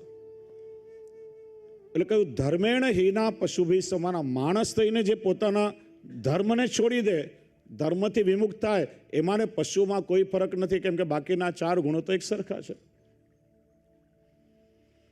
તો માનવી તરીકે આપણું કર્તવ્ય શું? પછી આત્મધર્મ. આત્મકલ્યાણ કરવા માટે કોઈ એક પરંપરાની કંઠી બંધાવી દીક્ષિત થઈ ને આપણે ઈષ્ટની પ્રાપ્તિ માર્ગે ચાલીએ છીએ, જેનાથી આપણું આત્મકલ્યાણ થાય. અને આ શરીરથી જ શક્ય છે. તમે વૈષ્ણવ છો, બ્રહ્મ સંબંધ લીધો, તો ઠાકોરજીની સેવા, સ્મરણ, સત્સંગ દ્વારા તમારું આત્મકલ્યાણ કરશો. એ તમારો આત્મધર્મ છે. વર્ણ ધર્મ. તમે બ્રાહ્મણ, ક્ષત્રિય, વૈશ્ય, શૂદ્ર જે વર્ણ છે, અથવા તો જે આશ્રમ ગ્રહસ્થી છો, સંન્યાસી છો, બ્રહ્મચારી છો, વાનપ્રસ્થી, જે આશ્રમમાં તમે છો એ તમારી જવાબદારી. એ વર્ણાશ્રમ ધર્મ. આપત ધર્મ એટલે ક્યારેક જીવનમાં આપત્તિ આવે ત્યારે શું કરવું, શું ના કરવું એનો વિવેક. એટલે ધર્મ એટલે જુદી જુદી અવસ્થામાં જે આપણી જવાબદારી નિભાવવાની છે, કર્તવ્યનું પાલન કરવાનું છે, એનું નામ છે ધર્મ. અને મોટા ભાગે લગભગ બધાને ખબર હોય છે કે આપણે શું કરવું જોઈએ ને શું ના કરવું જોઈએ. એક નાના બાળકને પૂછે ને તો એને પણ મોટે ભાગે ખબર હોય છે. ચાલો 2-4 વસ્તુઓ તમને પૂછું, બધાએ મને સાથે હાકે નામાં જવાબ દેવાના. બધા એક સાથે. આપણે માણસ છીએ તો બીજા માણસ સાથે આપણે હળી મળીને પ્રેમથી રહેવું જોઈએ. હા કે ના? બીજાને દુઃખ દેવું જોઈએ. મા બાપની સેવા કરવી જોઈએ. મા બાપને ઘરમાંથી કાઢી મૂકવા જોઈએ, ઘરડા ઘરમાં. બાળકોને સારા સંસ્કાર આપવા જોઈએ. ચોરી કરવી જોઈએ. કોઈ દુઃખી હોય એની મદદ કરવી જોઈએ. ઠાકોરજીની સેવા કરવી જોઈએ. ગળામાં કંઠી પહેરવી જોઈએ. બધાને ખબર જ છે. જો બધાએ જવાબ દીધા. અમારું કામ જ નથી, બધાને ખબર જ હોય. પણ એક મજાની વાત તમને કહું. મહાભારતમાં દુર્યોધન કહે છે, જાનામી ધર્મમ ન એવ પ્રવૃત્તિ, જાનામી અધર્મમ ન એવ નિવૃત્તિ. ધર્મ શું છે બહુ સારી રીતે જાણું છું, છતાંય મારું મન એમાં ક્યારેય લાગતું નથી, રુચિ થતી નથી. અને અધર્મ શું છે એ પણ મને ખબર છે, છતાંય મારાથી છૂટતો નથી. 5000 વર્ષ પહેલા ભીમની ગદાથી ભલે દુર્યોધન મરાયો હોય, પણ આપણા બધાની અંદર ક્યાંક ખૂણે ખાચરે સંતાઈને બેઠો છે. કેમ કે આપણને બધાને ખબર છે કે શું કરવું જોઈએ ને શું ના કરવું જોઈએ. જેનાથી તમારો વિકાસ થાય અને શેનાથી તમારો વિનાશ થાય બધાને ખબર હોય. છતાંય જે કરવું જોઈએ આપણે નથી કરી રહ્યા, અને ના કરવું જોઈએ સતત એમાં જ આપણું મન લાગેલું રહે છે. બસ આટલો વિવેક તમારી અંદર આવે તો કહેવાય કે તમે ધાર્મિક છો. ખાલી કંઠી પહેરીને વિસ્તાર વધારવાથી ધર્મનો વિસ્તાર ના કહેવાય, એ વિકાસ ના કહેવાય. હું ખાલી પુષ્ટિમાર્ગની વાત નહીં, જનરલ વાત તમને કહું કે આજે આપણી સનાતન હિન્દુ વૈદિક પરંપરા એક વિચિત્ર અવસ્થામાંથી પસાર થઈ રહી છે. એક ગંભીર પરિસ્થિતિ છે આજે. એનું કારણ મુસલમાન એમના બાળકોને નાનપણથી મદ્રેસામાં ઇસ્લામ કુરાન કમ્પલસરી ભણાવે છે. તમે દરરોજ સોશિયલ મીડિયા જોતા જ હશો, દરરોજ કોઈને કોઈ ક્લિપ આવતી જ હોય છે. ન્યૂઝ ચેનલોમાં આજકાલ આ બધું ભરપૂર આવતું હોય છે, જે એવી ખરાબ પરિસ્થિતિ અત્યારે ચાલી રહી છે આપણા હિન્દુઓ માટે. ક્રિશ્ચનો નિયમિત ચર્ચમાં બાઇબલ એમના બાળકોને શીખડાવે છે. તમે કોઈ પણ મોટેલમાં જાઓ, હોટલમાં જાઓ, ડ્રોવરમાં તમને મળશે. જ્યુઇશ લોકો વર્લ્ડમાં ઓછા છે, છતાં એટલા ફનાટિક છે. મેં ઘણા દેશોનો પ્રવાસ કર્યો છે. એકવાર એરપોર્ટ પર સવારે મારે ફ્લાઇટ ચેન્જ કરવાનું હતું. 20 જેટલા યંગસ્ટર્સ હતા, એક સાથે બેસી અને પોતાની ધર્મની ફરજો લોકો કરી રહ્યા હતા. મને પણ સારું લાગ્યું કે આટલા યંગસ્ટર્સ છે, છતાં કેટલા ધાર્મિક છે આ લોકો. જૈનો નિયમિત એમના બાળકોને પાઠશાળામાં ભણાવે છે. વર્લ્ડમાં 46 લાખ જૈન છે, પણ 3,000 પુસ્તકો જૈનિઝમ માટે લખાયા છે. શીખ હશે તો એના બાળકોને ગુરુ ગ્રંથ સાહેબનો પાઠ ચોક્કસ કરાવશે. બૌદ્ધ એમના બાળકોને બૌદ્ધ મઠમાં ધર્મનો અભ્યાસ કરવા મોકલશે. જ્યારે 85% આપણા હિન્દુ ભાઈ બહેનો એવા છે કે જેના હાથમાં ભગવદ્ ગીતા લીધી નહીં હોય, કે ભગવદ્ ગીતા કે ભાગવતનો ડિફરન્સ એને ખબર નથી હોતી. ચાલો હવે હું 3-4 ક્વેશ્ચન પૂછું, બધા ખાલી હાથ ઉપર કરવાના છે. મને ખ્યાલ આવે, આપણે જો હું એક્ઝામ નથી લેતો, આપણે આપણી આત્માને ઢંઢોળીએ. ક્યાં છીએ આપણે અને ક્યાં જવાનું છે ખબર હોવી જોઈએ. ખાલી હાથ ઉપર કરો ખબર હોય તો. ભગવદ્ ગીતામાં કેટલા અધ્યાય છે, કેટલાને ખબર છે? મેં કહ્યું ખાલી હાથ ઉપર કરો. સરસ. ભાગવતમાં કેટલા સ્કંદ છે, કેટલાને ખબર છે? ખાલી હાથ ઉપર કરો. 30-35 જણને. રામાયણમાં કેટલા કાંડ છે? કેટલા? 7. 8-10 જણના જવાબ મળે, બાકી રામ જાણે, આપણે શું લેવા દેવા. કેમ? ચલો એક સિમ્પલ ક્વેશ્ચન. ગીતાની ખબર છે, ભાગવતની ખબર છે, તો મને કહો કે ભગવદ્ ગીતા ભાગવતના કયા સ્કંદમાં કહેવાય છે? ચલો કહો મને. હા, કેટલાને ખબર છે? સરસ, શોધી કાઢ્યું 10મા સ્કંદમાં. સારું કર્યું, કારણ કે 10મા સ્કંદમાં કૃષ્ણની લીલા છે, એમાં જ હોય ને, બીજે ક્યાં હોય? મારો ક્વેશ્ચન ખોટો છે. ભગવદ્ ગીતા મહાભારતમાં છે, ભાગવતમાં નથી. છતાંય શોધવા લાગ્યા ને બધા. આ આપણા લોકોનું ધર્મનું નોલેજ છે. સોશિયલ મીડિયાની એક ચેનલે કોલેજમાં ભણતા હિન્દુ યુવક યુવતીઓનો હમણાં ઇન્ટરવ્યૂ લીધો. ક્લિપ વાયરલ થઈ હતી. તમે જો એમના આન્સર આપણા હિન્દુઓના. रामचंद्र जी के कितने भाई थे? शायद 2-3 होंगे, हमको मालूम नहीं है. रावण और कंस का आपस में क्या रिश्ता था? दोनों चचेरे भाई थे. शूर्पणखा कौन थी? राम की बहन थी. આ લોકોના ઉત્તર છે આપણા હિન્દુ બાળકોના. આ દુર્દશા આપણા જનરેશનની થઈ રહી છે. એનું કારણ આપણે લોકો ધાર્મિક છીએ એટલા માટે કે આપણને નાનપણથી આપણા દેશમાં ઘરમાં વાતાવરણ મળ્યું છે. ચાલો એક ક્વેશ્ચન તમને પૂછું કે કઈ પુષ્ટિ માર્ગની પાઠશાળામાં ભણીને તમે લોકોએ બ્રહ્મસમન લીધું છે? કોઈ ભણીને નથી આવ્યા ને. નાનપણથી ઘરમાં તમને સંસ્કાર મળ્યા, એ વાતાવરણ મળ્યું. નાનપણથી વડીલોને જોઈને શ્રદ્ધા તમારી અંદર આવી અને તમે ધર્મની સાથે જોડાયા છો. હવે વાતાવરણ ઘરમાં રહ્યું નથી. બાળકોને વાતાવરણ ઘરમાં નહીં મળે, નોલેજ પણ નથી. અને આપણે ત્યાં ગુજરાતીમાં કહેવાય છે ને, કૂવામાં હોય તો હવેડામાં આવે. હા, આપણને ખબર હોય તો બાળકોને આપણે આપી શકીએ. આપણે જો ભાગવતમાં ગીતા શોધીએ તો બાળકો ક્યાં શોધશે? આપણે આપણા ધર્મગ્રંથોના મૂળની ખબર નથી, આવનાર જનરેશનનું શું થશે? હું બનેલી એક સત્ય ઘટના તમને કહું. 1-1.5 વર્ષ પહેલા બનેલી આ ઘટના છે ને વારંવાર કહું છું એટલા માટે જાગૃતિ આવે આપણામાં, કંઈક આપણી ચેતના જાગે. 1.5 વર્ષ પહેલા બનેલી આ ઘટના કે રૂઢિવાદી હિન્દુ પરિવારની દીકરી એક મુસ્લિમ યુવક સાથે નિકાહ કર્યા. એના પપ્પાના જે મિત્ર હતા મળવા માટે આવ્યા. आप परंपरा से इतने धार्मिक हो, इतने चुस्त हो और आपकी बेटी ने विधर्मी के साथ शादी की, आपने उसे रोका नहीं, आपने उसे समझाया नहीं, ऐसा कैसे हुआ? आपने क्यों कुछ नहीं किया? ત્યારે પેલા પપ્પાએ કહ્યું કે મારી દીકરીને મેં આ જ પ્રશ્ન પૂછ્યો કે બેટા આપણા હિન્દુઓમાં યુવાનોની ક્યાં ખોટ પડી ગઈ? એકથી એક જોઈએ એવા સારા તને યુવકો મળી શકે બેટા. જે પરંપરા, જે કલ્ચરને આપણી સાથે લેવા દેવા નથી, બિલકુલ વિરુદ્ધ છે, તું ત્યાં કઈ રીતે રહી શકીશ? કેમ જીવીશ? આવું તે કેમ કર્યું? ત્યારે દીકરીએ જે જવાબ આપ્યો, દરેક મા બાપે વિચાર કરવા જેવો આ વાત છે, પ્રશ્ન છે કે પપ્પા 1 વર્ષથી યુવકના પ્રેમમાં હું હતી. 1 વર્ષમાં એણે મને કુરાનના કલમા આયાત બધું શીખડાવ્યું, નમાઝ પડતા શીખડાવ્યું, ઇસ્લામના રીતિ રિવાજો મને શીખડાવ્યા. પપ્પા હું કોલેજથી ઘરે આવતી ને તમે ને મમ્મી હંમેશા ઝઘડતા રહેતા, ક્યારે મને ઘરમાં આવકાર આપ્યો નથી. મનમાં ઘણા પ્રશ્નો મૂંઝવતા હતા, તમે ક્યારે મારા પ્રશ્નોને સાંભળવાનો સમય પણ આપ્યો નથી કે મારી મૂંઝવણ દૂર કરી નથી. પેલાને ત્યાં ગઈ, મને આવકાર મળ્યો, ઘણી વાતો મને શીખવા મળી.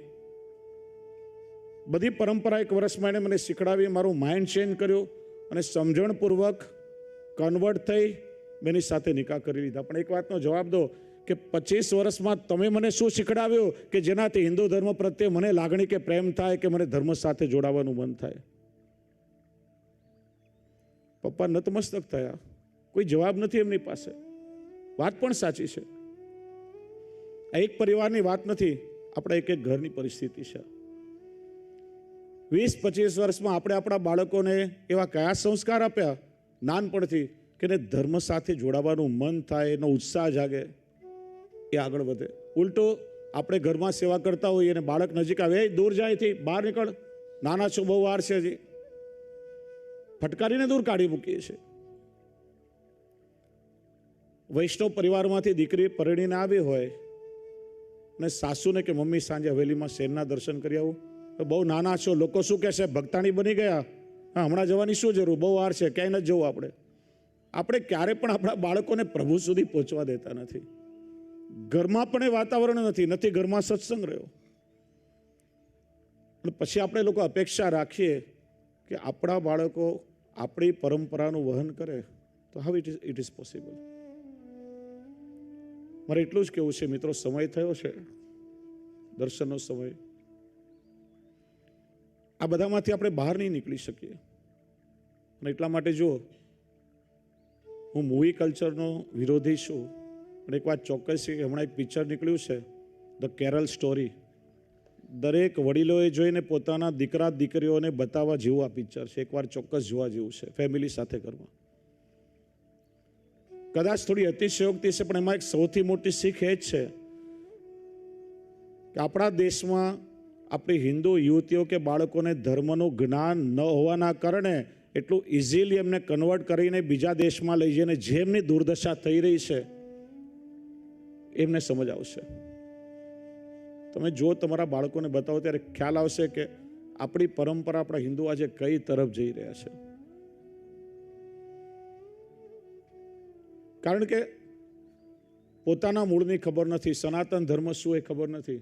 ઘણા લોકો એમ કહેતા હોય અમે કોઈ સંપ્રદાયમાં ના માનીએ, અમે તો સનાતન ધર્મી છીએ. ભાઈને પૂછો કે સનાતન ધર્મ એટલે શું, એને ખબર નહીં હોય કદાચ. સનાતન ધર્મ એ કોઈ સંપ્રદાય નથી. હિન્દુ ધર્મમાં જેટલા સંપ્રદાય છે આ બધા ભેગા થાય ત્યારે સનાતન ધર્મ કહેવાય. સનાતન ધર્મનો અર્થ શું? સનાતન એટલે શાશ્વત, ઇટર્નલ, જેનો આદિ નથી, જેનો અંત નથી, જેનો ક્યારેય નાશ ન થાય. એટલામાં ગીતામાં ભગવાને શું કહ્યું? યદા યદાય ધર્મસ્ય ગ્લાનિર્ભવતિ ભારત. ધર્મનો નાશ એવું નથી કહ્યું, કેમ કે શક્ય નથી, ધર્મનો નાશ ન થાય, સનાતન તત્વ છે. ગ્લાનિ એટલે અધર્મ વધારે ફેલાય, ધર્મ પર થોડી ઝાંખપ આવે, ત્યારે ભગવાન અવતાર ધારણ કરી ફરીથી ધર્મને તેજસ્વી બનાવે.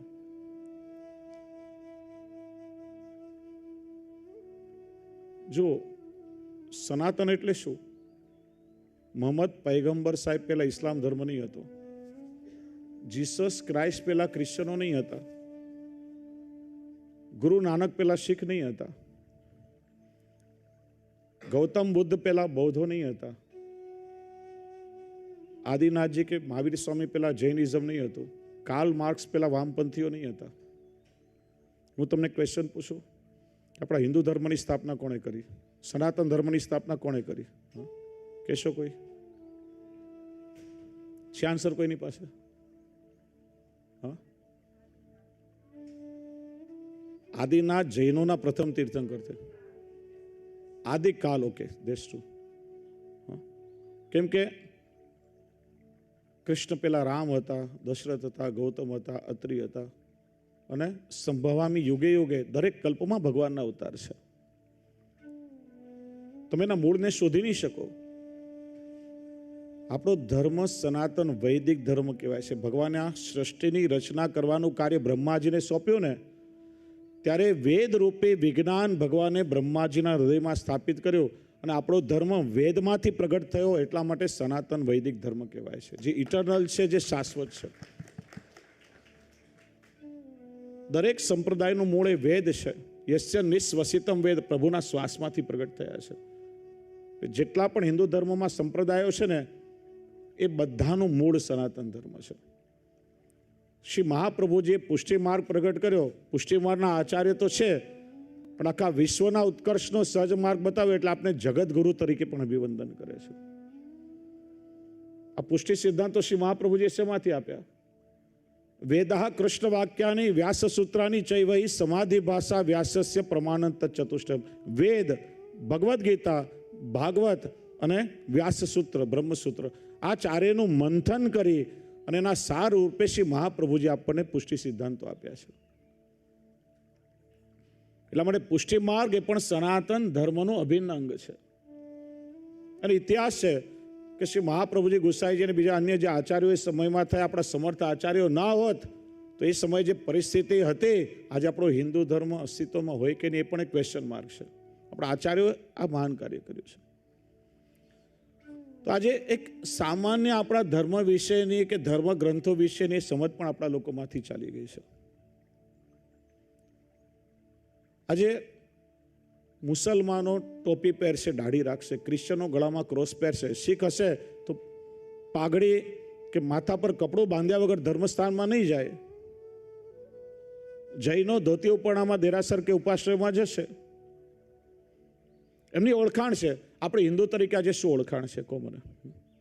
કપાળમાંથી તિલક ચાલ્યું ગયું, શિખા ચાલી ગઈ. શિખા ખાલી વૈષ્ણવ કે બ્રાહ્મણો માટે નથી, હિન્દુના 16 સંસ્કારમાં શિખા છે. હિન્દુ માત્ર રાખવી જોઈએ. કર્ણછેદન, કાન વિંધાવા આપણા સંસ્કાર છે.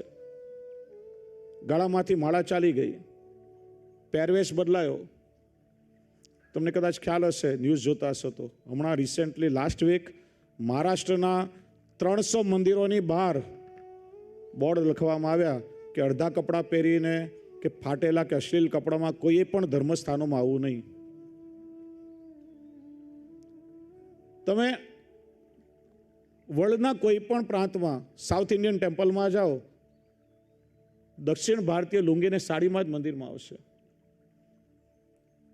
શીખ હશે તો એમના પરંપરાથી, આદરથી એમના મંદિરમાં જશે. આપણે લોકો વેસ્ટર્ન કલ્ચરના પ્રભાવમાં એટલા બધા જે ખૂપી ગયા છીએ ને, કે પોતાની જાતને વેસ્ટર્ન માનવા માંડ્યા છે આપણે લોકો.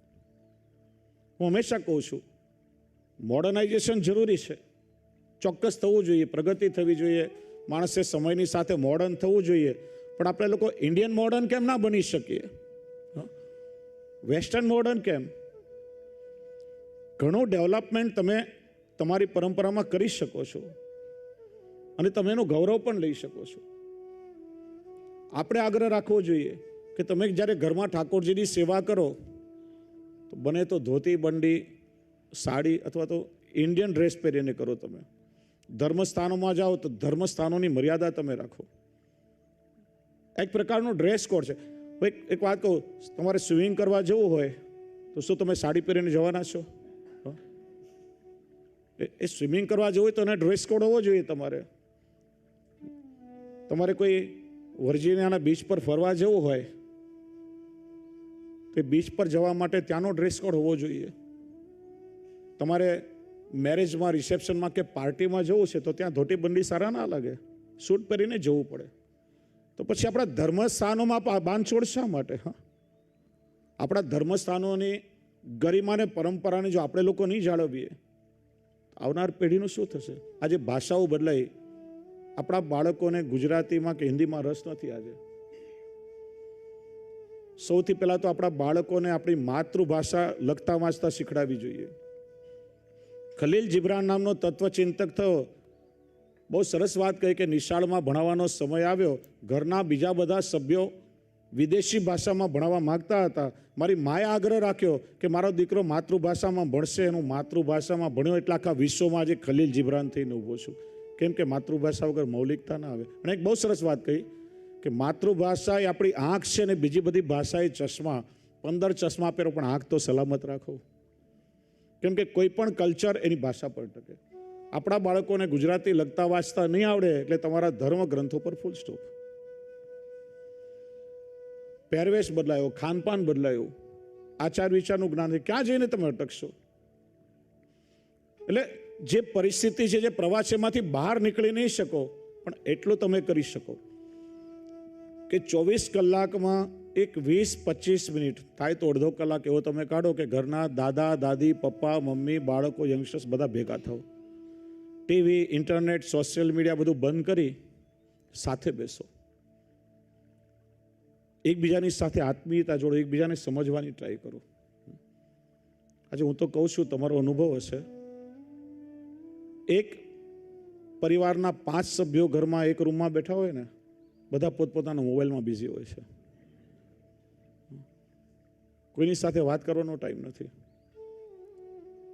ચંદુભાઈ, આથી 25 વર્ષ પહેલા અમરેલીના બસ ડેપો પર તમે ગયા હો, કોઈ ગોંડલથી આવ્યો હોય, કોઈ રાજકોટથી આવ્યો હોય, કોઈ જામનગરથી આવ્યો હોય, કોઈ બગસરાથી આવ્યો હોય, કોઈ ધારીથી આવ્યો હોય, બધા એકબીજાને પૂછે ક્યાં રહો છો, શું કરો છો, શું વ્યવસાય છે, પરિચય કરે, ઓળખાણ પૈકી મારા ઘરે તમે આવજો, ચોક્કસ લોકો છે. આજે તમે બસ ડેપો પર જાઓ, સ્ટેશન પર જાઓ, એરપોર્ટ પર જાઓ, 20 જણા બાજુમાં લેપટોપ કે મોબાઈલમાં બિઝી હશે. બાજુમાં કોણ બેઠો એ ખબર હોતી નથી. ચંદ્ર સુધીનું અંતર કાપી લીધું, પણ એકબીજાના અંતરથી અંતર બહુ છેટા થઈ ગયા છે. એને નજીક લાવવાની જરૂર છે. એક અડધો કલાક સાથે બેસો, ભગવદ્ ગીતાના 2-3 શ્લોક સાથે વાંચો, ભાગવતજીના 2-3 શ્લોક વાંચો, રામાયણની સ્ટોરી બાળકોને સંભળાવો, ચારિત્રનું ઘડતર થશે. 84-252 વૈષ્ણવની વાર્તાના પ્રસંગો વાંચો. આપણા પૂર્વજો હતા, એમનું જીવન કેવું હતું, કઈ રીતે ઠાકોરજીની સાથે ખેલતા હતા, વાતો કરતા હતા, આપણામાં શું ખામી છે સમજાશે. શ્રી હરિરાયજીનો બળે શિક્ષાપત્ર 1 શ્લોક વાંચો અર્થ સાથે. આપણો વૈષ્ણવનો આચરણ ગ્રંથ છે, સદાચાર ગ્રંથ છે, વૈષ્ણવી જીવનનો બોધ મળશે. ચર્ચા કરો, મનમાં શું ક્વેશ્ચન છે, તમને ના સમજ પડે ગુરુજનોને પૂછો. અને આજે તો આજકાલ તો ક્યાંય જવાની જરૂર નથી. સૌથી મોટો ગુરુ એટલે ગૂગલ. કોઈ પણ ક્વેશ્ચન પૂછો. અને વધારે ઇન્ફોર્મેશન જોઈતી હોય તો તમે લખી લો, વેબસાઇટ છે, લિંક છે, પુષ્ટિ સાહિત્ય ખજાનો. યાદ રાખજો, પુષ્ટિ સાહિત્ય ખજાનો. એમાં તમે અંદર જશો તો મોર દેન 1000 તમને પુષ્ટિમારની બુક મળશે. ગુજરાતી, હિન્દી, ઇંગ્લિશ, સંસ્કૃત દરેક લેંગ્વેજમાં બુકો છે. એમાં 84-252 શિક્ષાપત્ર, વલ્ભાખ્યાન, અંગ્રેજીમાં બધી બુકો તમારા બાળકો માટે તમને મળી જશે. ખાલી સમય આપવાની જરૂર છે. એકબીજાને સમજશો, નજીક આવશો, પરિવારમાં સંપ થશે, આત્મીયતા થશે, આખું વાતાવરણ બદલાશે અને ધર્મનો પાયો મજબૂત થશે. આજે તમે જુઓ એ સ્થિતિ છે. ક્યારે પણ તમે ન્યૂઝ ચેનલ કે પેપરમાં નહીં જુઓ કે અન્ય ધર્મના કોઈ લોકો હિન્દુ થયા હોય, પણ હજારોની સંખ્યામાં હિન્દુઓ કન્વર્ટ થઈ રહ્યા છે.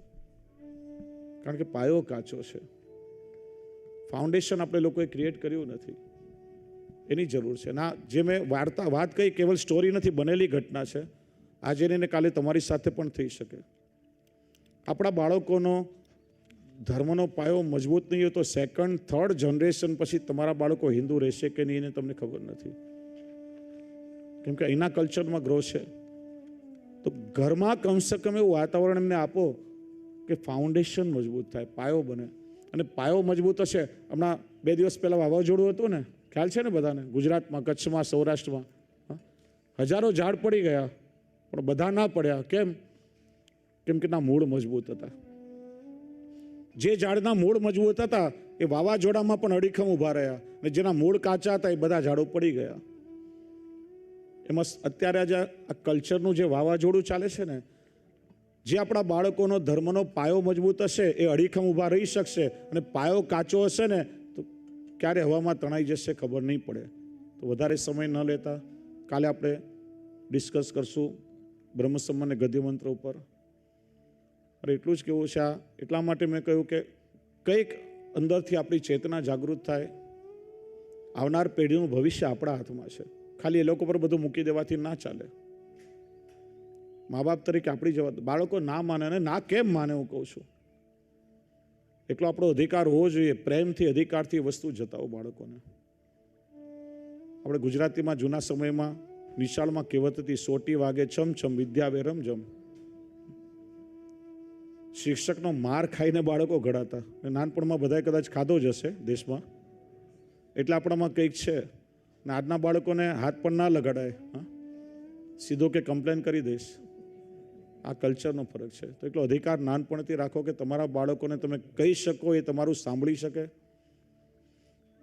હમણાં જ પેલો દિલીપ છે ને, બિપિનભાઈ જે બ્રજમાં હતા, એનો સન એટલો મોટો, કેટલા વર્ષોથી અહીંયા છે, એટલો નાનપણથી મેં જોયા.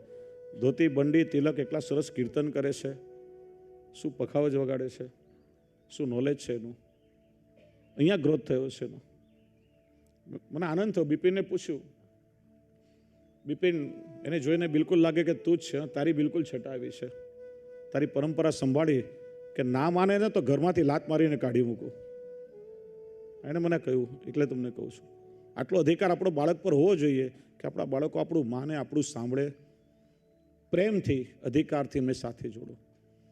ઠાકોરજીની ખૂબ કૃપા થશે, પાયો મજબૂત હશે. માથું ઉપાડીને, ખુમારીથી, ગૌરવથી એ પોતાના હિન્દુત્વને જીવી શકશે, અને ગૌરવથી કહી શકશે કે હું શ્રી વલ્લભનો વૈષ્ણવ છું, હું પુષ્ટિ માર્ગીય વૈષ્ણવ છું, મેં શ્રી વલ્લભની કંઠી પહેરી છે.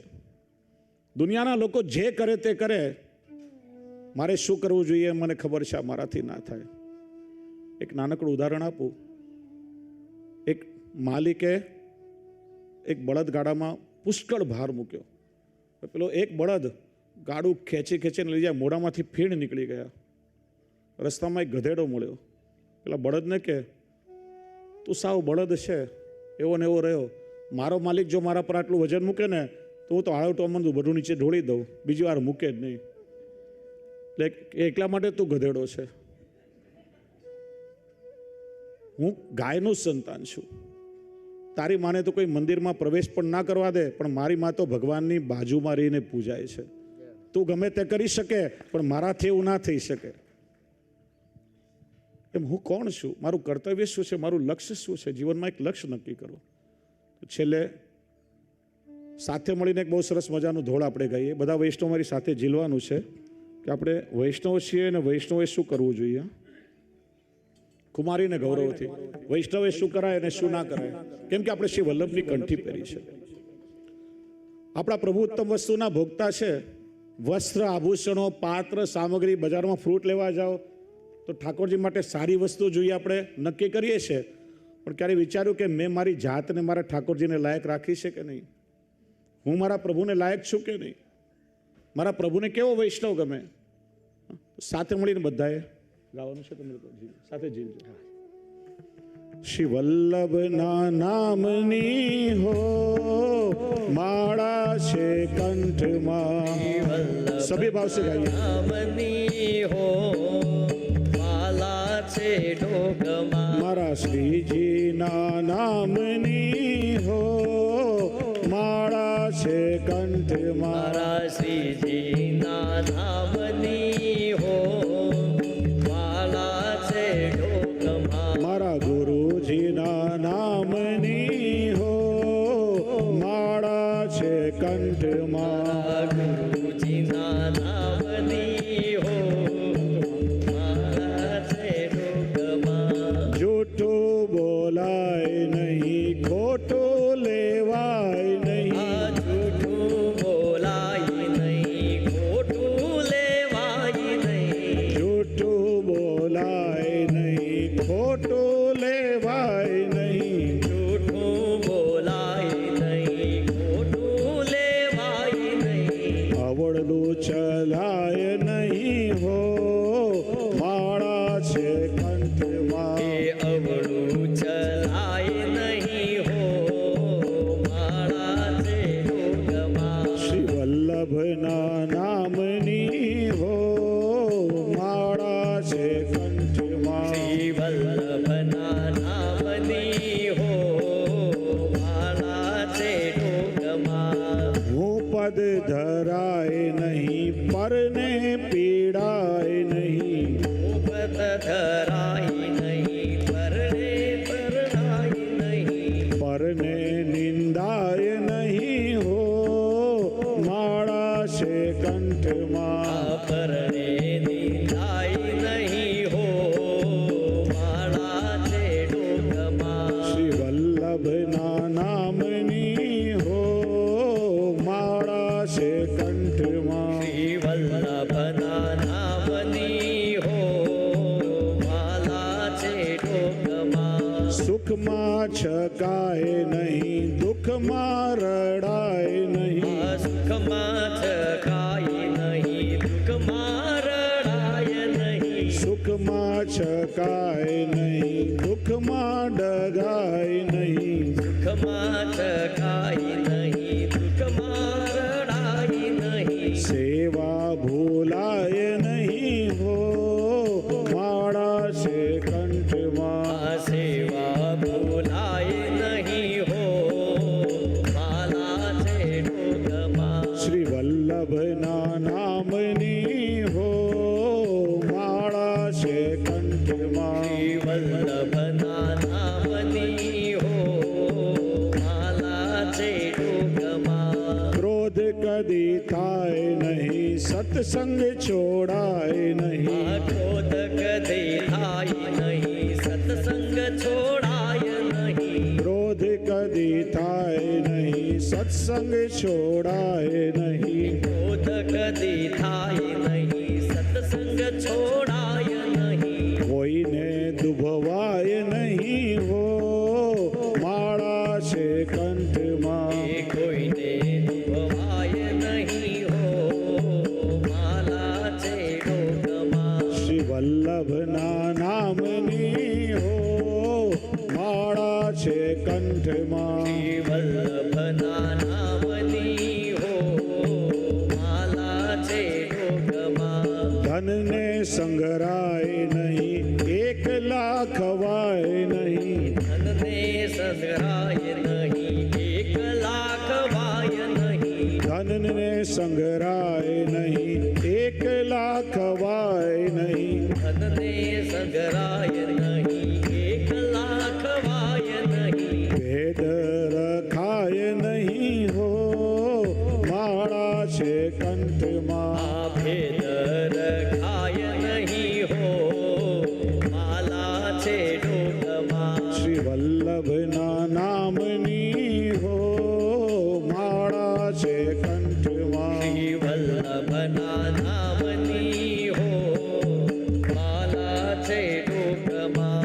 અન્યાશ્રય થાય નહીં, અસમર્પિત લેવાય નહીં, અન્યાશ્રય થાય નહીં, અસમર્પિત લેવાય નહીં, અન્યાશ્રય થાય નહીં, અસમર્પિત લેવાય નહીં, અન્યાશ્રય થાય નહીં, અસમર્પિત લેવાય નહીં, સેવા તજાય નહીં હો, માળા છે કંઠમાં. આ સેવા થાય નહીં હો, માલા છે ડોકમાં. શ્રી વલ્લભના નામની હો, માળા છે કંઠમાં. શ્રી વલ્લભના નામની હો, માલા છે ડોકમાં. દાસનો દાસ કહે, સત્ય ચૂકાય નહીં, આ દાસનો દાસ કહે, સત્ય ચૂકાય નહીં, દાસનો દાસ કહે, સત્ય ચૂકાય નહીં, હે દાસનો દાસ કહે, સત્ય ચૂકાય નહીં, શ્રી વલ્લભ વિસરાય નહીં હો, માળા કંઠમાં શ્રી વલ્લભ વિસરાય નહીં હો માલા છે ટૂંકમાં શ્રી વલ્લભના નામની હો માળા છે કંઠમાં શ્રી વલ્લભના નામની હો માલા છે ટૂંકમાં મારા શ્રીજીના નામની હો માળા છે કંઠમાં મારા શ્રીજીના નામની હો માલા છે ટૂંકમાં મારા ગુરુજીના નામની હો માળા છે કંઠમાં મારા ગુરુજીના નામની હો માલા છે ટૂંકમાં માળા છે કંઠમાં માલા છે કંઠમાં માળા છે કંઠમાં માળા છે કંઠમાં બોલીએ શ્રી ગોવર્ધનના નાથ કી જય શ્રી વલ્લભાધીશ ઈશ કી જય શ્રી દ્વારકેશલાલ પ્યારે કી સાથે મળી આશ્રયના પદનું ગાન કરશું બધા એટલે પછી આપણે દર્શન કરવા જઈશું અમારા લાલાના અનુગ્રહ કુમારજી આશ્રયનું પદ ગવડાવશે અને સાથે મળીને બધાનું ગાન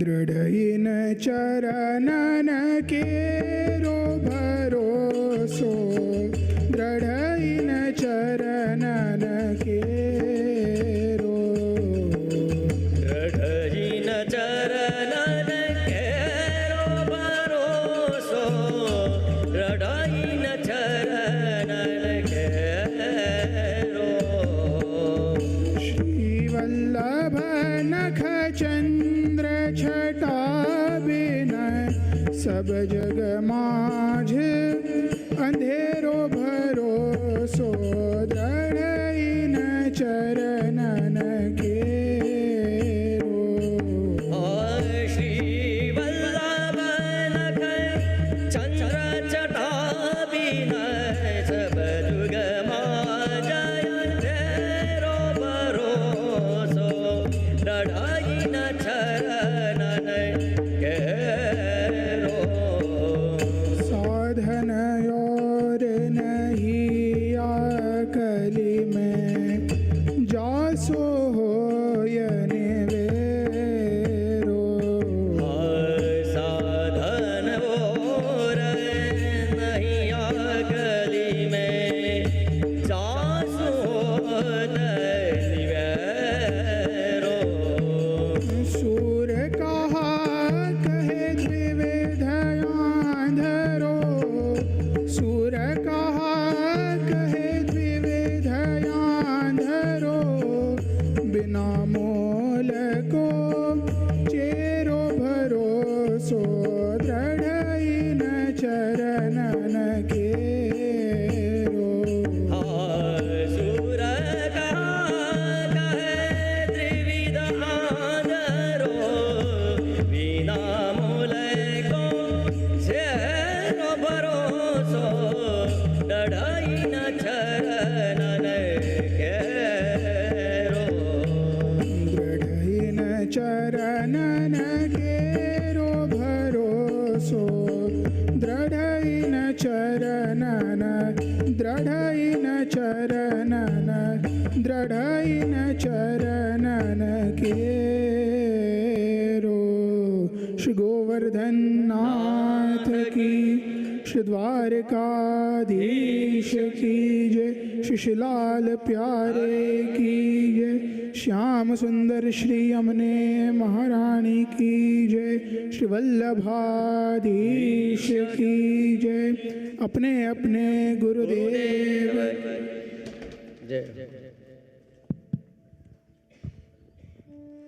कृष्ण कन्हैया लाल की जय श्री द्वारिकाधीश की जय श्री द्वारकेलास प्यारे की जय श्री लालन की जय આજના સત્સંગમાં બહુ સરસ આપણને ઘણા અમૃત બિંદુઓ મળ્યા ઠાકોરજીની સેવાનો લાભ શું છે અલ્ટિમેટ આપણું દેહ ધર્મ અને અલ્ટિમેટ ગોલ શું છે અને સ્પેશિયલી આજે બધાને આવવા માટે સૌરાષ્ટ્ર પટેલ સમાજ બધા મિત્ર મંડળ thank you for coming specially I C 20-25% youth audience છે આજે જે બિલો 30s કે બિલો 40s, અને બધાએ આજે શાંતિથી સત્સંગનો લાભ લીધો.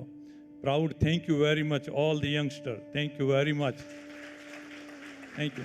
અને હવે બધા આપણે દર્શનનો લાભ લઈશું, અને દર્શન પછી પ્રસાદમાં શાંતિથી બધાને મહાપ્રસાદનું વ્યવસ્થા